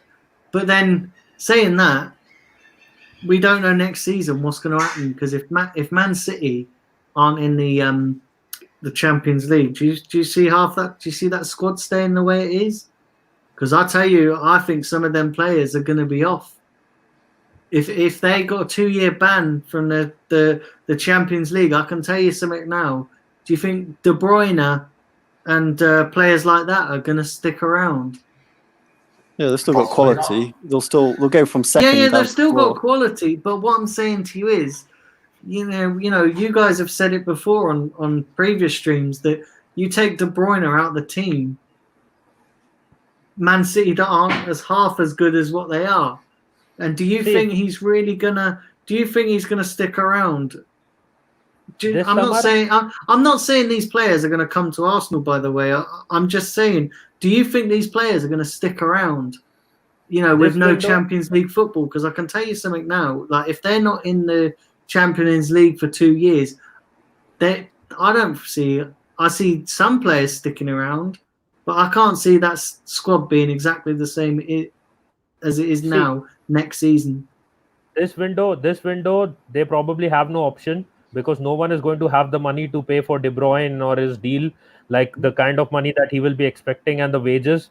So I don't think they will have the kind of money that they want for their players as well. So they will have to stick around for this season at least. And I think if it is a 1 season ban, then they will obviously stay. If it is a 2 season ban and some of them tend to leave also, Man City has enough money to get in more players. So that won't be a problem.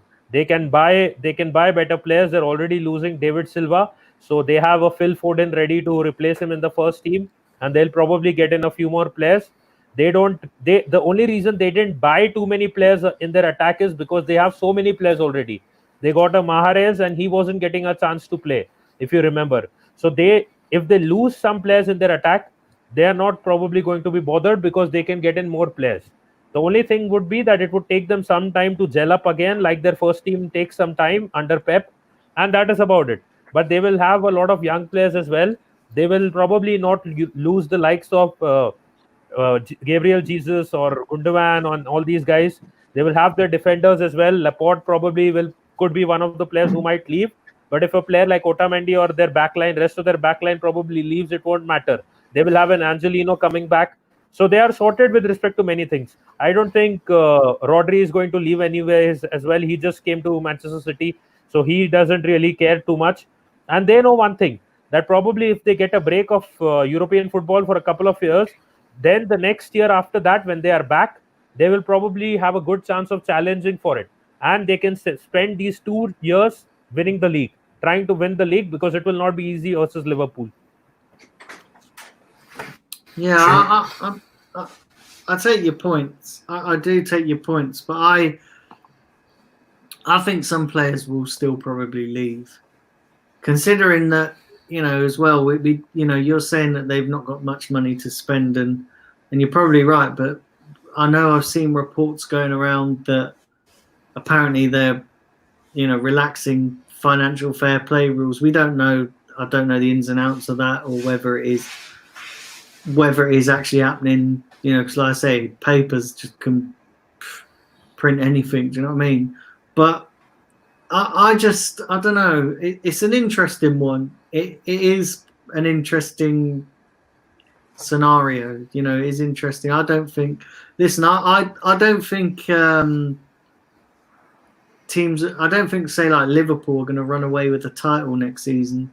I don't think. I think. Listen, that what they've done this season is a great achievement, but I can't see them running away with it next season.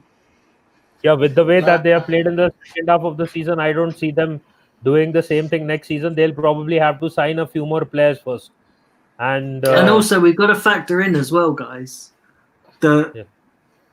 We're finishing off this season now, so we're probably going to have like a month's break. And then the next season's probably going to start again. So you think as well, normally it's going to be like an extra long season next season, isn't it? Because we'll have had the conclusion to this season, then a little break, and then you can probably imagine that little break is probably going to be building up fitness and getting fit for the next season. So you could factor in. The only way that probably these players will leave is if Pep goes. But you could probably factor in that fitness is going to be an issue next season as well, because they'll have played essentially more games. Do you think Pep's going to go soon? Because he's sort of won what he wants to. I think he's sort of won, maybe apart from the Champions League, he's sort of won what he wants to win, hasn't he? Yeah, and the other thing he's been there a while now, hasn't he? But the other thing is as well, you've got to factor in, and I just want to make this point before I forget it, that don't forget, at the end of next season there's a Euros at the end of it.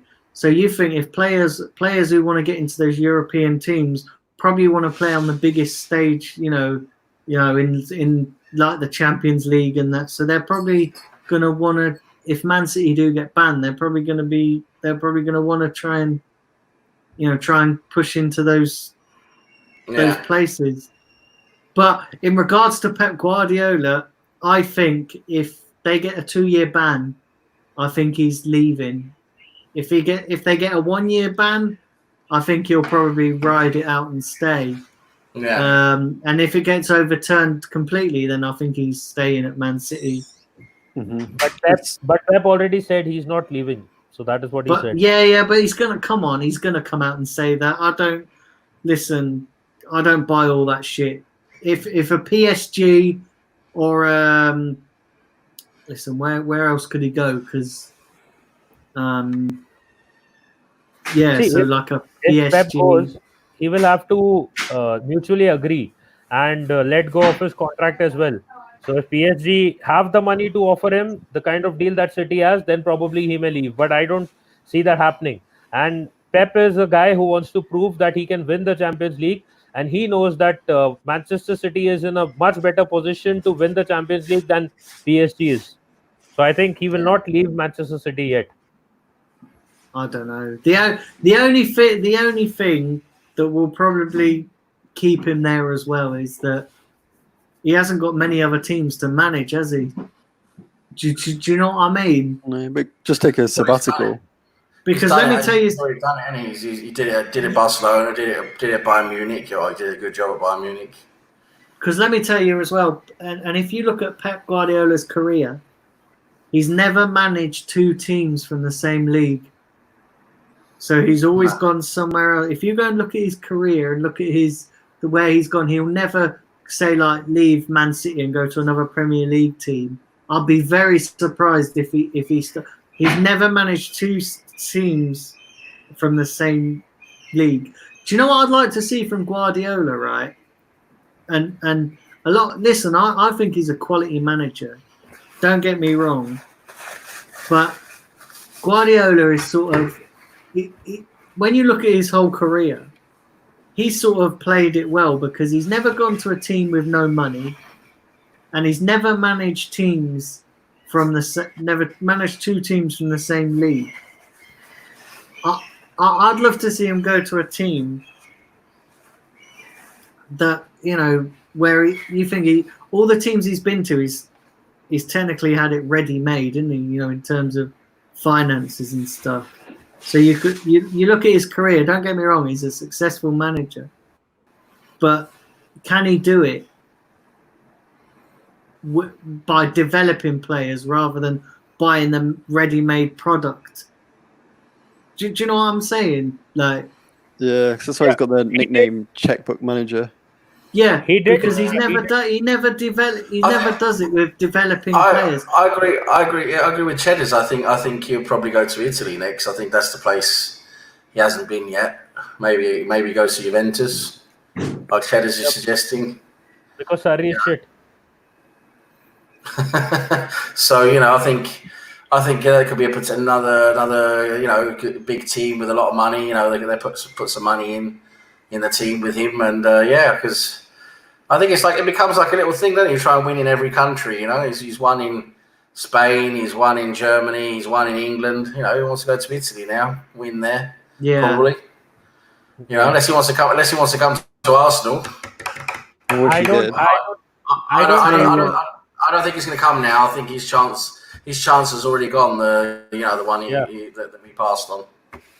Yeah, because he didn't. He knew that Arsenal wouldn't give him money to spend, and the next thing. But that's what I'm saying to you. That's what I'm saying to you, right? Do you think Pep Guardiola? Don't get me wrong. I'm not doing down his career whatsoever because listen, he's probably the greatest manager out there. But when you look at his whole career and you look at what he's done, it's sort of in the back of my head. I sort of think, well, you're sort of you're doing it ready made. Can you go and develop a team and win a title rather than buying? Probably not. Rather buying players, buying the ready-made thing, and only going to teams that have financial status. Because when you look at it, he only stays at clubs for 3 years. Yeah, I know. Right? Yeah. And that's my only thing with Pep. A lot of people think he's a quality manager, and don't get me wrong, I think he's a world-class manager. But when you dig deeper into his career, you think all the clubs he's gone to is been ready-made. Yeah, I we have said said that. that. But the thing is, it's. I think you have two. I think that's the type of manager he is. He is the type of manager who can motivate. And let me Listen, tell you all that. Let me say this as well, right? All these people who are digging out Raul Sanelli as well. You've got to remember that he was at Barcelona when that famous Pep side, like won when he won titles at Barcelona, and Yeah. and everyone's digging him out because he's made he's made a few mistakes at Arsenal. Listen, there's two types of managers generally. You've got the type of manager who struggles with big names, struggles with the big stars, type that Emery type. There's a lot of managers like that who they can't handle a big dressing room with big stars and they can't motivate the big players. They can't get them playing right. There's loads and loads of managers like that, and then they're probably more suited towards developing players. And you've got the managers who are good at developing players. They can't really handle the big stars, but they're good at nurturing the talent and making them better and getting the best out of a bunch who maybe not are not that great, but they can get the best out of them. And then that's just two different types of managers. I think it's, in my opinion, it's just as impressive to be able to motivate 11 stars who are the best. I'm just making an example here, but 11 of the best players in the game on one team, and you're managing to motivate them and get them to play well and win big trophies. There's an achievement in that as well, because it's not easy to motivate those guys. They're they're easy to upset, and they've all got their own agendas. You know what it's like. You see what Arsenal's like. With two or three players who are half decent, then they think they're messy, all of them. But anyway, I think Pep's done a great job with big players. But yeah, he probably couldn't. I agree with you. He probably couldn't develop players, but I don't think that's something he wants to do either. I think he enjoys the challenge of coming into a big club with big expectations. He handles the pressure well. He handles the expectations well, and he comes in and he does the job, and that is impressive. And Pep's former teammate at Barca had said that Pep didn't do really much or different than what Frank Rijkaard was doing. He inherited that team and he just made them do the same things that Frank Rijkaard was doing. So he said that that was about it, and obviously the Messi factor and Xavi and Iniesta. But yeah, there are some things that tactically he has done. Obviously, he did improve the defense a bit as well. But there are many people who say that he got a ready-made Barcelona team like Arsene Wenger got the ready-made Arsenal team when he first came in. So that was that. And he couldn't win the Champions League with Bayern Munich no matter how well he did in the Bundesliga. Because the team that he made, it was based on a system that is the tiki-taka, which had been outdated by then. And the passing and the play, the same thing you see at Manchester City. The only differential factor there again is Kevin De Bruyne and his long passes and the variety of passes that he can put. Sometimes even Gundogan does it, but more or less it is mainly Kevin De Bruyne. And without Kevin De Bruyne, that is why that team looks weak as well, because they follow that outdated tactic which Wenger was also using, the pass or the tiki-taka, and which is now actually like it's done with respect to football. And because Wenger did not adapt to that, he could see the results, and his team eventually, they had the possession and the ball, they couldn't score and they were losing games. So eventually there are many factors, but yes, Pep has developed some of the players as well, but they weren't like you can't say they were academy players. They were more like just starters in the first team, like Xavi and Iniesta and even Messi. So they had spent some time, but he had some players like Ronaldinho and others around them as well, like a Puyol and some of the other players. So he had experience and he had first team players. He didn't bring in the academy players that much. So his team was built around the first team players that were already there. With respect to Bayern Munich, of course, if you want to say, of course, you can maybe make an argument saying it's easier to win with a team of stars than with a team of players you have to develop. I can see that, of course, because with players you have to develop them before they become good enough, right? So, of course, that is on the face of it probably a more difficult job. But listen, there's plenty of examples through history of managers who've come into big clubs with big players who haven't managed to get them to play well. Who haven't won trophies. You know, Real Madrid is a classic example of that. You know, fantastic squad, fantastic first 11, and they don't win. They don't win it. You know, they don't win the trophies they want to win. The managers fail and get the sack. And the same with Atletico Madrid. I don't think Atletico Madrid has spent that much as That's as what Real I mean. Madrid. No, and what I'm saying They've to you is struggled more financially. They've struggled more financially. They've struggled more They don't have the same money. financially, but look at what Simeone's done as well. He's been amazing for Atletico Madrid. Yeah. Without Simeone, Atletico Madrid would be nowhere near where they've been the last few seasons. Do you know what? Right, Simeone would have been the ideal candidate for Arsenal because he didn't want to come, did he? He can develop a team. He can develop a team without spending much money. The only reason we couldn't get Simeone is because, listen, no one's getting him from Atletico. He loves it there.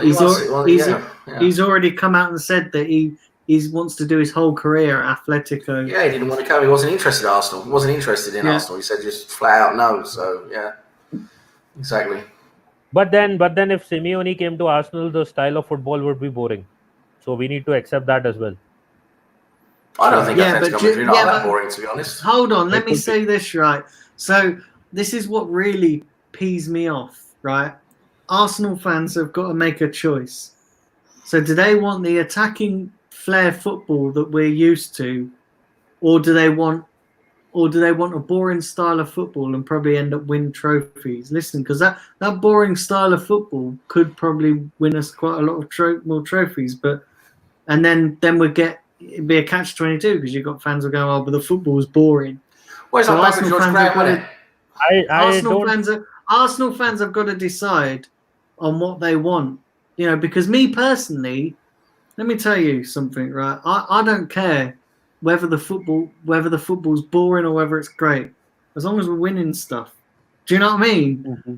But I know that there are Arsenal fans out there. Like if we got in someone like a Simeone and the football, they'll be like, oh, this football's shit. This football's shit. Do you know what I mean?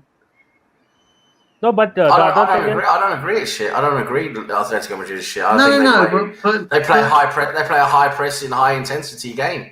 But compared to like our style of football,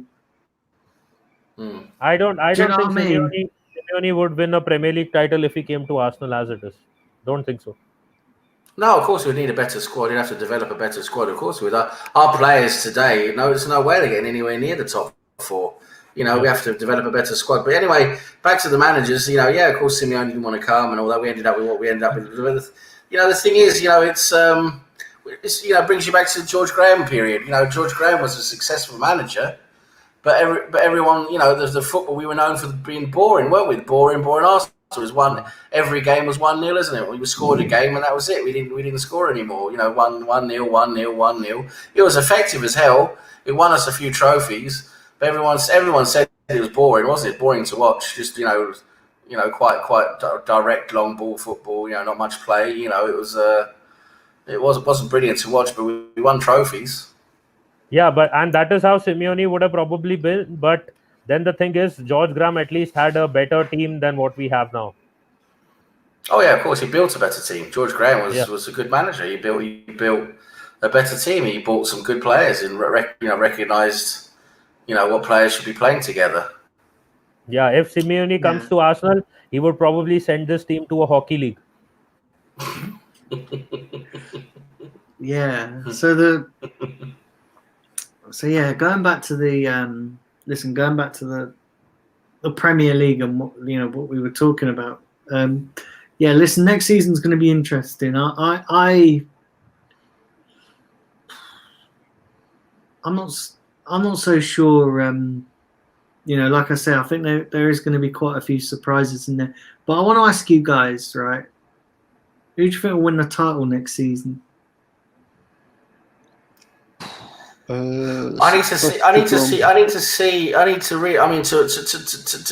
judge that, best, you need to see what happens in the transfer window. But if it was going to go on now, sort of now type of thing, what we think could happen now, I would have to say it's going to be hard to look beyond Liverpool again. You know, I think they're a solid team, Liverpool now, and they've got a lot of confidence. They know how to play together. If they don't lose any of their key players, I think they're gonna be they're gonna be tough to beat next year. Because the only thing with Liverpool, and listen, I'm not taking nothing away from their achievement, but when they lost to Watford, you could see the wheels starting to not fall off, but you could see that I don't know what I'm trying to say is you could see with them that they did great to do what they've done, but you could sort of see the wheels falling off. I think next season, I think a lot of teams will know what Liverpool are about. Yeah, that's Do you know already what I has mean? started. Let me from do January. you know who I think will? Do you know who I think will win the title next season? And I'm probably being an Arsenal fan, I'm probably probably going to get a lot of stick for saying this, but I actually think Chelsea might be up there. I'm going to say no because I don't think Lampard's good enough. Because I don't think Lampard's good enough for it. do you not think Lampard needs more time. They're looking to replace him, I think. Lampard's not good enough to be honest. What do you mean they're looking to replace him? Yeah, there's reports coming out of them getting in the RB Leipzig manager for the 2021 season. So next 2 seasons. That's what's his name? What's his face? Nagelsmann. I'd be very surprised yeah. if that. I'd be very surprised if that happens because. Well, listen, he's a fan Chelsea favourite, fans isn't he? Yeah, but see, the thing is with Lampard, Yeah, he's a fan favourite. he's. I don't know. I don't know. I think with the team he's buying, or the team that he's reported buying, and obviously we don't know whether that's all going to happen because obviously it's speculation. But even without that, you think he's done a fantastic job with not spending any money. Okay, yes, it's all been sort of forced with their transfer ban. But I don't know, I just see him, I don't see him. They're going to be better. I don't see him winning the title, but I'm saying they could be a surprise sort of title challenger. Yeah, so you're going for Chelsea for next year then as a surprise then. Yeah, as a surprise title challenger, I think they could be, out of the top teams. And when I say the top teams, I mean, like your Arsenal, Man United, Chelsea, Liverpool, Man City. But they could be a surprise challenger. Definitely. I don't think. See, listen, I don't think Spurs. I don't think Spurs are going to be anywhere near it. Listen, Mourinho is already screwing up there as well. I don't think. Well, I'm certain that we're not going to be nowhere near it. Because of the state we're in. But I just look at Chelsea, and I think. I don't know, like I just think they'll be a surprise. I don't think they'll win the title, but I think they'll be up there. I think they'll be up there with it. And I don't think Lampard's good enough for it. To be honest, he's not a good enough manager tactically to do it. Do you really not think? Do you not think? Nah. Do you not think they were better? Do you not think they were better players? He probably would be. Yeah, with better players, he's going to get up. As I'm saying, he's going to get solid top four. And you think he's getting better players? Do you not think he could challenge for the title? I think he's going to get solid top four. But to take that team up to actually win the title, I don't think he's going to do it. I don't think he's good enough for it. But they'd have to bring in maybe a Nagelsmann or someone like that who's really really solid tactically, really good at motivating players as well. I mean, Lampard's good at motivating players. He's a club legend. I think a lot of the players like him. The fans love him, but I just don't think he's at top level yet. I think he'll get time. He might get there. That's the thing. He's not. Lampard is sort of in the position that he's still developing. If you look at him compared to Arteta, but what I'm saying is that, but Lampard is sort of in a similar position to Arteta. The only thing that Lampard's got over Arteta is that he's managed at Derby, whereas Arteta's not. So he has an extra season under his belt, doesn't he? but then you could sort of counteract that with Arteta, is that he's come from Man City, so that whole Man City thing is a bit. It's a bit hype for me. It's a bit hype for me. Yeah. He's done a good job. He's assistant manager, for fuck's sake. He's not. Yeah. He's not Pep Guardiola. He's not Pep Guardiola. I get that. Listen, I completely get that, and I agree with you that it's a step difference going from assistant manager to manager, but being in that winning mentality, being around that success, has got to, come on, it's got to have rubbed off on you somehow. Well, that's what he wants to instill at Arsenal, isn't it? That's what he wants to bring to Arsenal. Mentality. That's what I'm saying. That knowledge, having that knowledge, and I said it before, and I'll say it again. The Pep Guardiola's not going to have somebody shit in his management team. Of course not. Guardiola is to make someone is. We know how tactically sound Guardiola is, and we know how. Listen, he's ahead of he outthinks every other manager. But you could probably say Klopp is probably the only one that's really sort of got the measure of him in terms of beating him and that.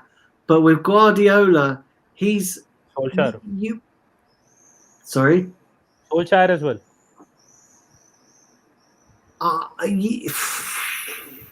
They've beaten Manchester City 3 times already. Yeah. Solskjaer's done it with City. Winning. But what I'm saying to you is Liverpool with Klopp, because they are so far ahead of a Guardiola's team. They are, you look at Liverpool, they're so far ahead of his Guardiola's team. And listen, you could probably say as well that Klopp's achievement to do what he's done with Liverpool is probably. But do you remember when Man City, when they first won the title with Guardiola, they run away with it, didn't they? They literally run away with it. You could probably say Klopp's achievement is bigger than that because it is because of the more competition.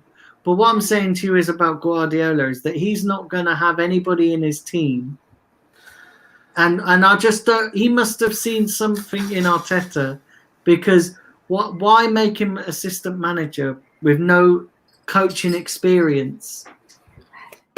Do you see what I'm saying to you? Why are you going to have somebody? He has done some coaching, hasn't he? And then he obviously sees a lot of promise in him. And he has done a good job as assistant manager, of course. I take your point. Listen, I take your point that he's not, he's got to prove it.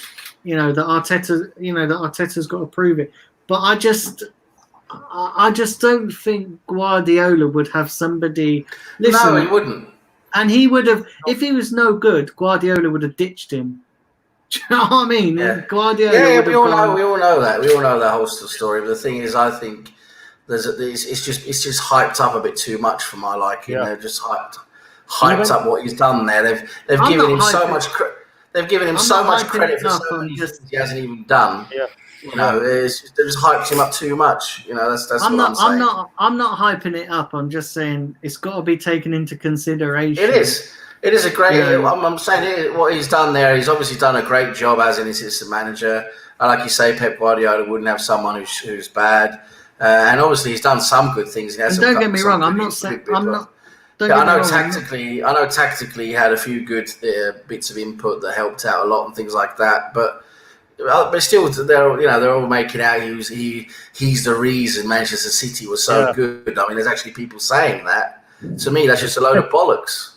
Come on, Thierry Henry was with the Belgian national side under Roberto Martinez, and then we saw what happened when he went to Monaco. Yeah, true. Exactly. But I'm not saying that Arteta's going to come in and he's not going to he's going to win us the league. Of course not, Daniel. Because listen, I don't think he needs time. He needs time. Of course he does. That's what I'm saying. He needs, Yes, we agree on that. But the point I'm making as well is that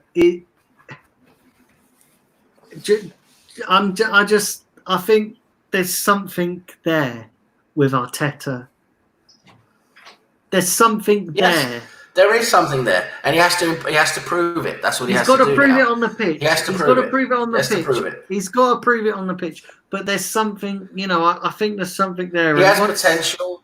He makes all the right noises. The thing is, he makes all the right noises. He says all the right things. He makes a lot of good points. He's got, he shows a lot of promise in the way he acts, and the way he talks, and he gives people a lot of, what's it called? A lot of excitement. He gives people a lot of enthusiasm, and he gives people reason to believe in Arsenal becoming better. But he still has to, at the end of the day, he has to prove it on the pitch. Yeah. And I would like to add a few things. Arteta has taken a job that Pep doesn't have the balls to take. First of all, if he had the guts to take this job, he would have taken it probably when Wenger left. That is one thing.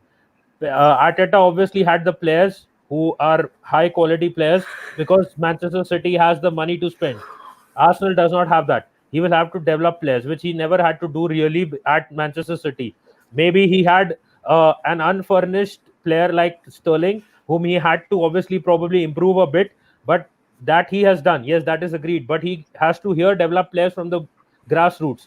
The third thing is, such managers many a times also appreciate and want yes men. They want people who will follow their tactics to the core as they have told them to, probably a few advices here and there, and they will just do what has been told to them and follow those tactical things. Now you can see the example of Zola, who was working with Surrey. As soon as Surrey has left Chelsea, he has not rehired him. He has just let go of that backroom staff, and that is about it. So those guys may have all the experience, all the technical know-how and stuff, but doesn't mean that a manager necessarily needs to stick to them because they provide great input, or what is the reason. It could be various other reasons as well. And I will say one thing with respect to understanding Pep Guardiola. Any team that takes the attack to them and attacks Manchester City will obviously find a weakness, which Jurgen Klopp has done. And Solskjaer, what he does is he uses that 5-man defense to counter their attack, to stop their attacking players, and then play the long ball or the long pass and attack and score. So I had actually chosen Manchester United to win the league this season, but they are fucked up against the smaller teams. If you see the record against the big teams, they have done very well. They should be probably winning the league if you see the record against the big teams. And I will again say, next season, based on what they have signed, Bruno Fernandes, and they have Pogba coming back as well, I think Manchester United will be one of the top contenders to win the league next season. Yeah. Okay. And I want to ask you this now. Yeah. Next season, obviously not this season, because I don't think anything's going to happen this season. But who do you think is going to be the first club to axe their manager next season? And who do you think is going to be the first club? Out of the top 6? No, out of every club. Out of every club. I think I'll tell you. Yeah, tell me, Nitish, what do you think? One of the clubs that are going to get relegated. Probably Eddie Howe will be sacked by Bournemouth. Like David Moyes or something from West Ham. I don't think so. He's been just brought in, so it's not his fault. So who do you think, Sam? I think it's going to be difficult for we're talking next season. First managers to go next season. Yeah. I think you know what? It's going to be difficult, isn't it? It's going to be one of the teams a bit further down, maybe like a Crystal Palace or something like that. But you know what? I think one of the first managers to go, if things don't improve, I actually think Daniel Levy is going to get rid of Mourinho. I reckon Levy is going to get rid of Mourinho because Mourinho's not exactly. That's who I was going to say. He's not exactly setting the place to light there, is he? And do you know the problem with Mourinho? And I've noticed this everywhere he's gone for the last couple of seasons. He's more about winding up journalists than he is football. When you look at his Chelsea career, right, and you look at him first time at Chelsea, he was concentrating. You could tell he was focused on the pitch. And then you look at his second time at Chelsea, he was focused on the pitch. probably with the odd occasional spat with the media. But now you look at him with Man United, it was more about his beef with the media, and then similar with Tottenham, you could tell that in the later his career has gone on, you can tell that he's losing control. He hasn't got the control that he did have. Yeah. But I think he's become more and more off the hinge, hasn't he? Narcissist kind of. But then if you see, the reason Levy has brought him in is because he knows that the team that Pochettino had made, the players are leaving, so a lot of changes will be coming in. I don't think he's going to get sacked this year. He'll probably get a couple of years and probably get sacked in the third year as always. Unless it's a 3-year deal. Unless it's a 2-year deal or something like that. I think. Let me tell you this as well. I don't think he's going to get sacked, but I think the first manager to leave their club. I'll tell you what. I wouldn't be surprised if somebody like a top team comes in for Brendan Rodgers. Oh yeah. You know, and do you know what? You were saying that Mourinho is probably going to leave Spurs. I could see Brendan Rodgers going to Tottenham. He could probably be a good manager for them because they need That's that what type I'm of saying. manager. He could be a good fit for Tottenham. He could be a good He's done fit very for well at Spurs. Leicester. I don't think he'll leave Leicester. Leicester. Leicester is spending money. They will get Chilwell money. I don't think he'll go to Tottenham. I mean, Tottenham has nothing to offer to Brendan Rodgers right now. That's the thing. If he- But nor did Leicester. No, Leicester assured him that And obviously they let me tell you, let me make this as well, right? Don't forget, Brendan Rodgers left Celtic at the height of their success. yeah. So that doesn't mean nothing. Do you know what I mean? Like, he left Celtic when you know, Well, and he had one of the successful with all- teams at Celtic. With all due respect to the Scottish Premier League, Yeah. Celtic and the Scottish Premier League is not exactly. It's not high up, is it, in the football world? Is it? I mean, come on. Yeah. It's until Rangers recently came back, it was a one-horse race, wasn't it, for quite a few years? I mean, Yeah. Celtic were the only team in the league basically until Rangers came back, and And- come on. I mean, I know Celtic have a few good players, and they've had a few decent teams up through the years, but I mean, Scottish football, come on, it's Sunday league football, isn't it, compared to the Premier League? And two more things is, Brendan Rodgers got a Premier League winning team minus a few players, so he got a decent team. And the second thing is, he was probably trying to use Leicester as a stepping stone, but things have worked out so well for him that he probably could even reject the Arsenal job for it. I think his main aim was to come to Arsenal, but because things have worked out so well for him at Leicester, he's probably happy being at Leicester right now. Let me tell you something as well. If things don't work out with Arteta, Yeah. I think Brendan Rodgers will probably be our next choice. You know what? Do you know what I think? What's it? I think the board have got a list of managers who they wanted. You know. So obviously, if things don't work out with Arteta, I think they're going to go to the next one on the list, and I think that would be Brendan Rodgers.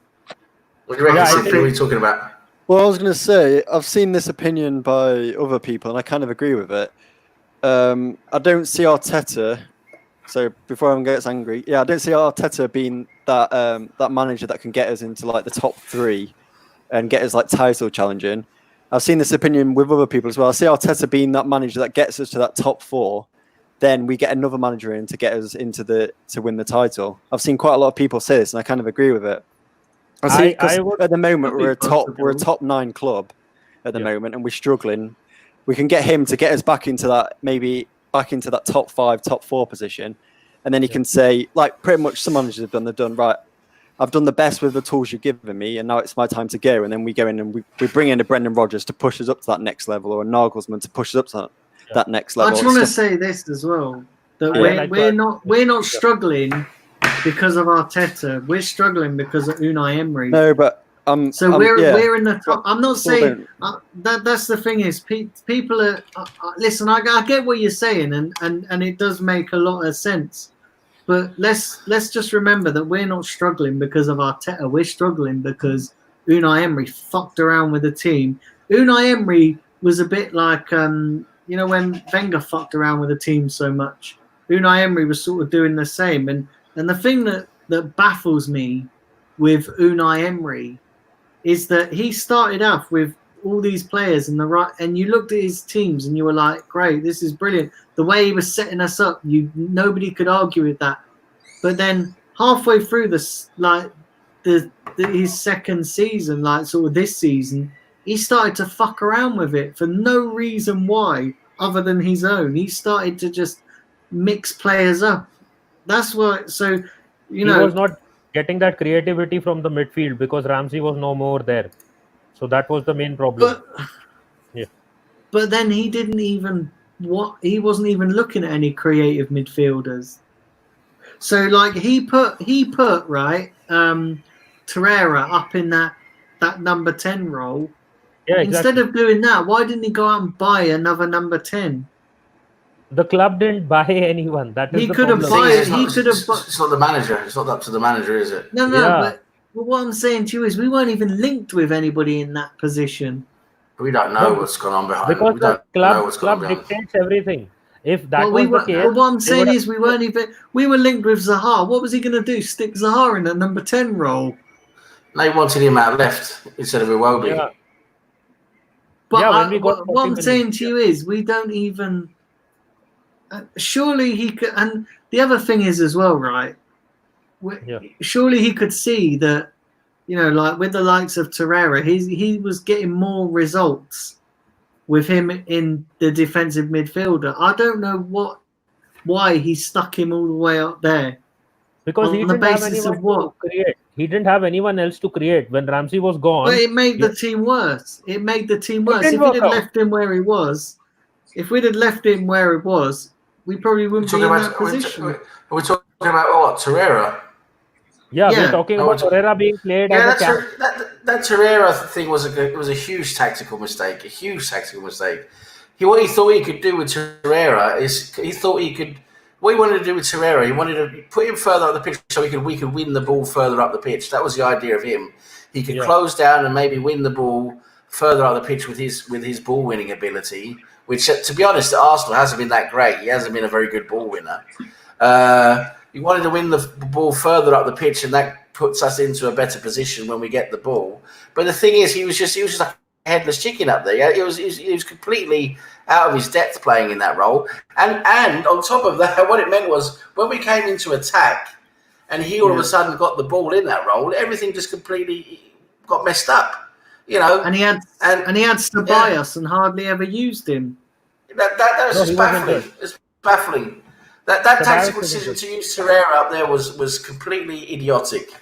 Completely idiotic. That's what I'm saying to you. So that's why a lot of people, a lot of people are highlighting that, about the board and the transfer window. But like I said to you, I think Emery didn't help. I think Emery lost his job. Because tactically he fucked up in a lot of games. Also, he couldn't communicate with the players. They couldn't understand what he was saying. He had no clear vision about anything. He kept changing things every game. There was just no clear direction where we was going. Everything was just a fucking mess with Emery. It was an absolute mess. As well. So everyone wanted Freddie Ljungberg to take over when Emery they wanted to be. Yeah, then Ljungberg took over, and he was no better, to be honest. Ljungberg was no better, to be honest. I don't think. See, with Ljungberg, I never really wanted him to take over. No, he's only caretaker. Yeah. I never wanted him to take the job permanently, and a lot of people going, "Oh, Freddie Ljungberg, take the job permanently." I was like, no. For the simple fact being, and this is why I think the players didn't react to him, because he was still Emery's assistant. So I think the players probably looked on it and thought, well, he's going to do the same thing that Emery was doing. I think because he was. Yeah. You know what? For me now, I would. It's controversial. But for me now, I'd like to. Ozil's dead. We know Ozil's dead. He can't. Yeah. He's dead weight. Yeah. Willock has been looking good in pre-season. He scored a couple of goals now. I'll play Willock there. And we do need. He gives a lot more than what Ozil does. At least he runs.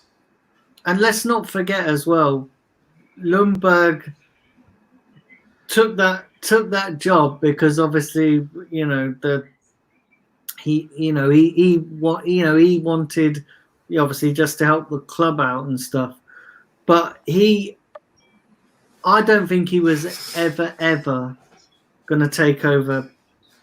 Do you know what I mean? I don't think he was ever in a position to take over. No, he was. The whole point was only to have him as a caretaker manager. He was never. I don't see. And the thing is, as well, you could tell with Lundberg as well that he wasn't scared to say shit as well, because he come out he even come out in press conferences. It was the club needs to sort this situation out. I'm struggling a bit here. You could tell what in press conferences. Well, he had no help. He had no help. It was lacking coaches. He was lacking everything. Yeah, he didn't have the staff as well.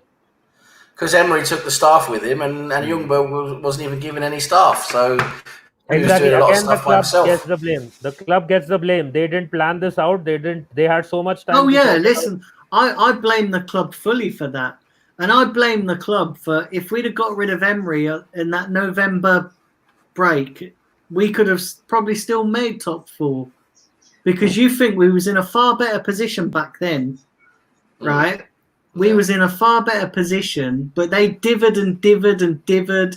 You think Arteta didn't really come in till January? I know he came in sort of after that Man City game. He was announced, but he never really managed a proper game until January. No, but why would you sack a manager when we are in a better position? Obviously, you won't. That doesn't make sense. Well, it does, because Emery wasn't going nowhere. We should have sacked him after that game. When it was the international break, we should have sacked him there. Listen, Spurs did it. Spurs went out and sacked Pochettino and got Mourinho, and Pochettino was in a much better position. They regretted it now, I can tell you. Yeah, it's not worked for them as well. Exactly. So there is no guarantee. No, there's no guarantee at all. But I'll tell you what, I can promise you this: if we'd had Emery now, we probably would have got relegated. Hands down. No. I'm serious. I'm serious. No, we'd have been close. We'd have probably been bottom half for sure. We wouldn't be talking about when I said to you about in the relegation battle, we'd be talking about us in there as well. And I'm not even joking. But do you remember? If we would have been that down, as well? Yeah, good. If we would have been that down, we would have probably signed a couple of players in January. The club would have been then forced to. So I don't think that would have happened. I disagree. I think we would be down there. And let me tell you something now. Those players completely down tools. Yeah, of course they did. And them players, you could tell that they probably went to the club and went to the board and was probably like, listen, we ain't playing for it. And they had to do something. So but they've done it too. What's the chat saying? Grant McRoberts. I think he's a Rangers fan. That's for sure. Grant McRoberts with the avatar and everything. Yeah. Celtic are cheating, corrupt bastards. Yeah. So what are they saying in the chat, Simpy? Saying it's not about Emery. Stop blaming Emery. It's the club. Emery's a good manager, and Arsenal ruined him. It didn't work to plan because Ozil wasn't good enough. Can I just say, I love you all in the chat, but with respect, you guys are talking bollocks. I'm sorry. No. Let me tell you something right. If Emery was a good manager, you tell him. If Emery was a good manager, we wouldn't be in the position we're in now. You can't blame it on the club, and it wasn't the club. Takes responsibility for the transfers and stuff. Yeah, of course they do. But is it the club's fault? Is it the club's fault that Emery played Torreira out of his natural position? It is. It is. They let Ramsey go. No. They Come let Ramsey on. go. He had to look Come- for other But outlets of that's creating. no. Come on, Nitish. Come on. Seriously. Ceballos was injured for 3 months. Ceballos was injured for 3 months. But No, but he could have used Willock. He could have used Smith Rowe. There's players that's he could what use. I'm saying. That's what They're I'm saying. attacking It's players. not the You club's can't put a defensive-minded player in attack, Nitish. You can't do Torreira it. did It's well last useless. season. Torreira No, did he well didn't. last No, season. Yes, he did. No. Yes, he did. He did. No one says that. No one says that. You're the only person who says that. Just watch the North London derby or watch some other games. Torreira did well in front of goal. One or scored goals. two games, of course. 1 or 2 games. He's- When he played attack, are you telling me he played well in attacking midfield? Is that what you're trying to tell me? He did. Yes, Is he that what did. you're going to say? Last Absolute bollocks. Last Absolute season he did. bollocks. no. Absolute fucking bollocks. Last season he did. Torreira in attacking midfield was absolute shit. He played limited time. He played limited time there, but he did play well. No, he didn't. He was absolute shit. He was no good. He was no good. The game stopped with him. Nitish. He missed everything he got. He was absolute shit. Nitish, Torreira, your last argument. season. Do you know what? Your argument doesn't hold up because even Torreira's come out and publicly and said that he didn't want to play there. He wanted to play defensive midfielder, which is what he is. See, that is a different thing. But last season he played well. He played around No, he 4 didn't. games. Yeah, No, he didn't. when he scored in almost 2 or 3 of them. So that is. Yeah, No, he was still in his defensive midfield. No. He was playing up front. He was attacking all the time. He was playing in yeah. opposite. He's zone. not even attacking midfielder, for fuck's sake. They brought in Guendouzi to fit in the defensive midfield role at that point alongside Xhaka, and Torreira was pushed up. So those games you need to watch. You know, Tesh, wasn't it that game we struggled? We struggled at home. We couldn't get a goal against Huddersfield, and then he scored that overhead kick. Huddersfield, that one, Tottenham, we just the Tottenham scraped game. a There were 1-0 2 win or at 3 home. games where he played in that attacking role and he played well. So that is why He wasn't. He was Emery tried to defensive put- midfielder. He just No. Guendouzi, He played- and Xhaka He were. played- the only games he played well was when he actually played as a defensive midfielder. That's the only times he played well. No, but last Um, season. There are 2 games already we mentioned. Simply mentioned the Huddersfield one. I mentioned the North London derby. Where But you're not Guendouzi- mentioning all the other games where he just fucking lost the ball and he missed and fucking shit passing, and every time he got the ball, play stopped. The guy's He not an didn't play- attacking midfielder. He didn't play last season. I'm saying last season, those were the few games where he played attacking midfielder. I'm And he talking played about well. this season. so This Not season he's about played this attacking season. midfield as well. This season. I'm not talking about this season. I'm saying last season. That is why Emery used him there. He was. but he was not Yeah. good. He didn't play why, well. why do you keep going back to? Why do you keep going back in time, Nitish? Why do you keep going back in is not time? back in time. Last season is last Last season. season Just is last season. It's back in time. Last season's not this season. Yeah, This so he season, was. Torreira's been shit. Torreira's been that is- shit this season. So that is up to the player if he's not playing well. All right Right, then. So hold on. You're saying Torreira had some good games. Last Right. season, Hang on, Yeah, hang in the on, attacking let's go and get Adams. Let's go and get Adams. He was good in 1998. Hold on. Let's go get him. No, and no, play. but hold on. So you're saying Torreira was good in last that season, yes, at attacking least role, 4 games. At least and 4 games. he you're played well. saying he only named. You're saying right that you're only saying 2 games last season. You're only highlighting 2 games. No, he played But- there in around 4 games. When Guendouzi came into the midfield, defensive midfield was Xhaka and Guendouzi. And what and about all the Torreira. other games? I being don't shit? care. What I about care all the about other this games season, being not last shit? season. I don't care about last season. I care about this season. This season he's been shit. You can't play someone. You can't play someone based on last season. For fuck's sake. He played well in that position in last season. That is why he got him to He had play some there. decent He games. didn't He had play some well, decent but games. He had most some of decent last games last season- season. But this most of season last he's been season. shit. This But most season he's of- been shit. Yeah, but most of last season he spent as defensive midfielder, which is what he is.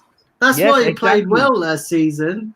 But when he was played in those 4 games, out of those he scored in 2 games, which was the North London derby and the game But against that's 4 Huddersfield, where he games. scored the winner. That's 4 Yes, so- games. So when you don't have an option, when the club decides to sell Aaron That's Ramsey, 4 games. Hold on, and the that's club- 4 games. Hang on, that's Yes. 4 games out of all. What about the other games? Is shit. And then you bash Xhaka for being shit, but you don't highlight the Other games he's games- been good. So the other games he was playing as a defensive midfielder, but when he was pushed forward, out of 4, he scored in 2 games. So that is why when the club decided to sell Aaron Ramsey and the club and Danny Ceballos was injured, That is why Unai Emery tried to play him. Everyone says when Torreira's playing more forward, everything goes to shit. It's absolutely shit when he goes forward. Yeah. This season when he's been played there. I love it how you're highlighting. I love it how you're. But you keep talking. You keep talking in the past. I mean, Nitish lives in the fucking past. Hold on. But I love that it how last season was also hold on. I love it that how is becoming Nitish a is narcissist like Jose Mourinho. I love it how Nitesh is highlighting Torreira's 4 good games, and then forgetting all the other shit performances, but yet he's bashing Xhaka for being shit and not highlighting the good games that he's played playing. around 4 games for pushing forward. That is the only 4 games he played pushing forward. The rest of the times he was playing as a defensive midfielder. But what about all the other times he's been pushed forward this season? He's been fucking shit. No, what I'm trying to say is that is why Unai Emery decided to try him pushing forward because of his performances last season. I'll tell you what, let's get Tony Adams. We'll play him. He was good in 1998. Let's go use him. What are people saying in the chat, Simpy? They are enjoying it. Saying that I agree with Nitesh. You guys got Emery hatred sunglasses on. What? Emery wasn't the best, but to put it all on him is unfair. Well, hold on. Chadwick said when Arsenal went on that 20-game unbeaten streak, everyone was licking Emery's balls. Hold on 1 second. Now I'm going to put this to bed right now. Firstly, I'm not saying Emery is fully to blame.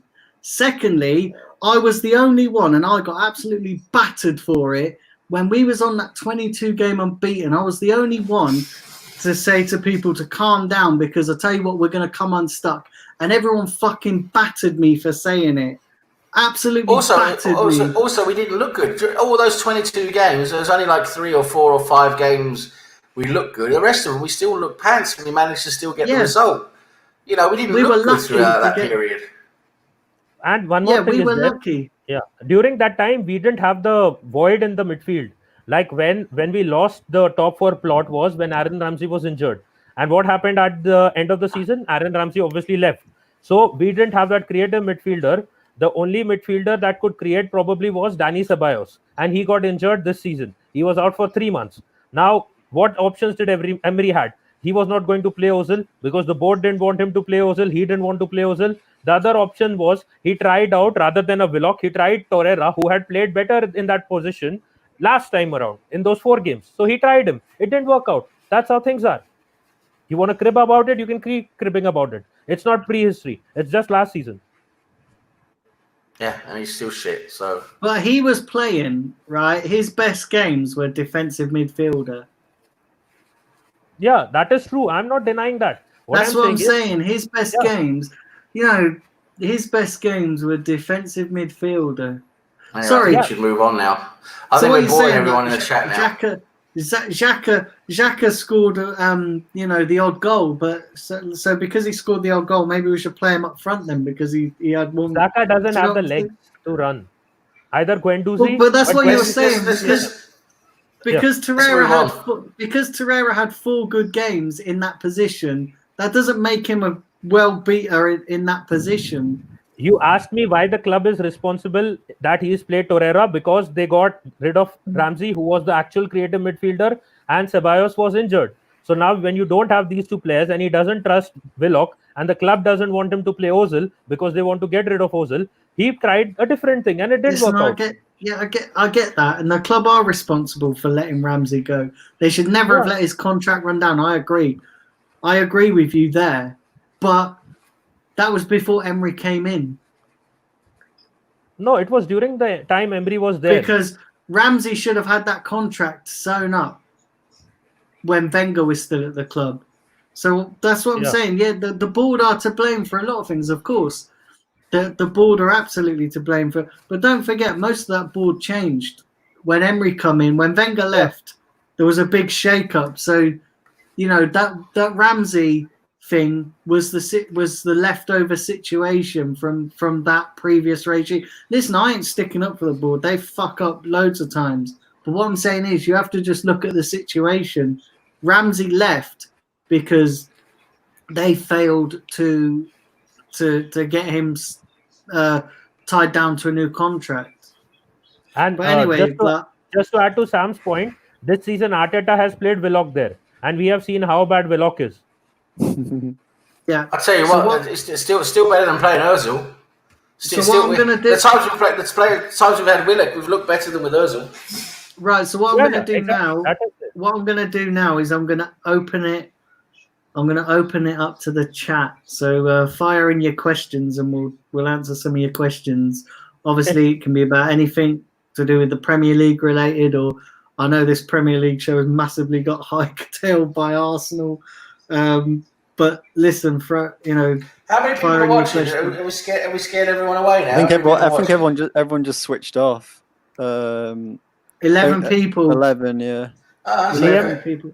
Liam Talks Football is saying petition to put Simpy to bed. Yeah, I need a blanket, listen to you guys, and some popcorn. Yeah, so do smash the likes, everybody, and hit the subscribe if you're new. I think we bored the chat to death now. How long have you been arguing, Liam asks. 2 hours, 25 minutes, Liam. Yeah. But And yeah, Revanite wants to come on and defend Nitesh. and he wants boxing gloves. Yeah. He's with Nitesh on his Emery comments and stuff. But I want to say one thing with respect to the Grealish one that we were discussing.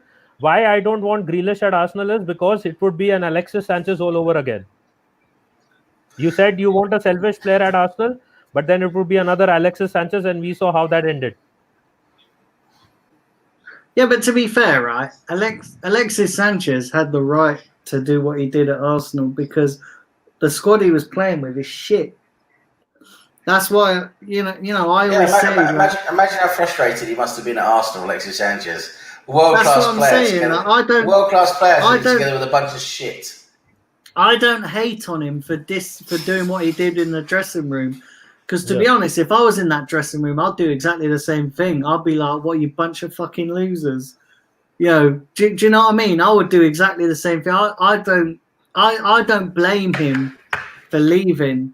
The only thing that perplexes me with Alexis Sanchez is that he said all along, "I want to win trophies. I want to win. I want to be successful," and then he goes to Man United. That's the only thing that I find perplexing about Alexis Sanchez is that you make such a big thing about winning and you want to win, then you go to United and you haven't exactly set the world alight at United. No, maybe because of the players that City had. Maybe he knew that he wouldn't get into Pep's starting lineup. Could be one reason. Yeah. Because Pep had the likes of Sterling, who was younger and he's English, and also he has Kevin De Bruyne and these guys, David Silva, Bernardo Silva. So all those guys were there at Manchester City. Probably because of that, he thought maybe he'll get more time at Manchester United, who were just rebuilding their team. But Jose Mourinho, obviously, you can't always expect to do what you want to do. So there were many reasons probably for that as well. And probably if Sanchez now comes back under Solskjaer, he could revive his career because he has not played much under Solskjaer. He's been injured, and United won't be able to sell him because who is going to offer him 500k a week? Which other club? No other club can offer him that money. Yeah. Mm-hmm. Anyway, guys, I think this would probably be a good time to wrap up. Unless we got any comments in the chat. Just want to say one last thing. I was reading, there was a couple of comments earlier in the chat, and I see the highlights are coming out now on the net from the Brentford game today. And two of the goals against us were really bad defensive mistakes, apparently. And one of them I can see was a real howler by David Luiz. So, yeah. Our defense is shit. Our defense is shit, that's for sure. He's back now. Yeah. David Luiz is back now. Oh, Jesus Christ, that howler he has today. Oh, fucking hell. Yeah. Well, listen, our defense has been shit for ages, so that's nothing new, is it? Do you know what I mean? Yeah. One quick thing. Did you guys, Revenites told me to let you guys know, did you see the comments about what Leno said, saying that winning is boring? About what he said about Barcelona. I think Nitesh, you posted, didn't you? Bayern Munich. Yeah, He that didn't was say it. boring. Yeah. He said Oh, the I Bundesliga. saw- He said the Bundesliga is boring. It's a one-horse race. Bayern have already won it again. Yeah, that's So what it he is. He may not Well, I go sort to. of agree with him because it is a one-horse race. But I bet he'll go there when Bayern Munich come for him. Though I bet you that. Yeah. And exactly, he'll want to go into the German side, and he'll be frustrated with Arsenal not winning anything. Yeah, And- we'll probably get a load of money for him. You know, Probably. Oh yeah, Really so I we guarantee only you. bought him for 26. I guarantee you, when Neuer retires, they're going to go for Leno. They're going to buy Leno, and we'll sell it. We'll get good money out of him. He'll be an expensive goalkeeper. And we give him 100 short practice every season. Yeah. Yeah. He's certainly a very well. He certainly saves a lot of shots every game, doesn't he? So yeah. Yeah. What else is in the chat, Simpy? What have we got? Chadwick was saying, bottom line, our central midfield is complete trash. We need someone to control the game and structure a defensive structure. And then Revenite, Alexis Sanchez wanting to win, and Bellerin having a moan that he wants to win too much is a massive problem. Yeah. And Bellerin just does football for money. Yeah, and like Chadwick said, Sanchez just went to Man United for the money. Yeah. Paid Which is true. 500K. So 500K. if he wanted to go, if he went to Man City, he could have won stuff and still got paid really well. Yeah. Yeah. Well, listen, guys. I think it's probably about that time to wrap up. Listen, we've had a mixture of all topics this evening. So listen, I'm going to come to each of you in turn and just give your channels a shout out. So I'm going to start with Nitesh. Just give your page a shout out. Yeah, and thank you guys. You can find, and thank you for the support, and you can find me on Arsenal FC Fans. First time I can also say thank you for the support. And you can find me on on Arsenal FC Fans on Facebook, and Beyond the Post on Facebook, YouTube, Instagram, and Twitter. And I have a website called beyondthepost.net where we post written content as well. Thank you. Yeah, Sam. Yeah, thanks for having me again, Daniel. It's been really good fun, really good heated debates today. That's always fun with Nitish and Simpy and yourself. Big up to everyone in the chat, all the regulars. It's really great to see you guys take part. It's always good to see you guys here. Appreciate your support. Follow me on Sam Greenwood TV on my channel. Please subscribe and like the content. Go into the videos and like them, please. That helps a lot. I'll be doing late night chats, late evening chats on Arsenal and various other trending topics in football at the time. It's normally a bit of a light-hearted chat and debate, and we'll maybe talk about other things and get people in the chat involved. I'll also probably be doing a few quizzes here and there. So make sure you keep your eyes peeled for that as well. Take part in the quiz. And thanks for tonight. It's been good. Yeah, and Simpy. Real quick before I say my stuff, Nitesh, you see Revenite's comment saying he can't. Yeah, I'll just post the link. I'll post the link in the chat. Yeah, real quick. Yeah, so my YouTube and Twitter is just Simpy141. Regularly posting weekly shows. Nitesh will be on most of them, and then some of these guys will be on it as well occasionally, and Kevin as well. Yeah, for Fantasy Premier League. So we've got a show coming out this weekend, I think on Sunday night, ready to get started for the 17th. So yeah, thanks for having me on, Daniel, Nitesh, and Sam. Big up everyone in the chat as well. Good to see you, man. Yeah, no worries. And listen, I just want to echo what those guys said as well. Be sure to check out those channels and all their socials too. So yeah, guys, listen, thanks for tuning in. It's been a great show. It's been a great debate. Although the Premier League kind of got curtailed by mostly Arsenal chat. So listen, that's the beauty of live streaming. So listen, hope you guys enjoyed the stream. we've had some great discussions on Arsenal, on the Premier League, on certain various things. So it's been a light-hearted chat, really. Listen, content-wise, coming up on this channel, I think we're doing a few watch-alongs. I know. I think we're talking off air about possibly the Napoli-Inter game, and the AC Milan and Juventus games are a possibility that we could be doing. And then obviously, the build up to the Premier League. So listen, stay tuned on this channel. Do subscribe if you're new, and do fire them likes up. Listen, until next time, look after yourselves, and it's a goodbye from me and a goodbye from the panel. Bye. Love you. Big up, everyone. Bye-bye. Love you. We needed some Sam jokes.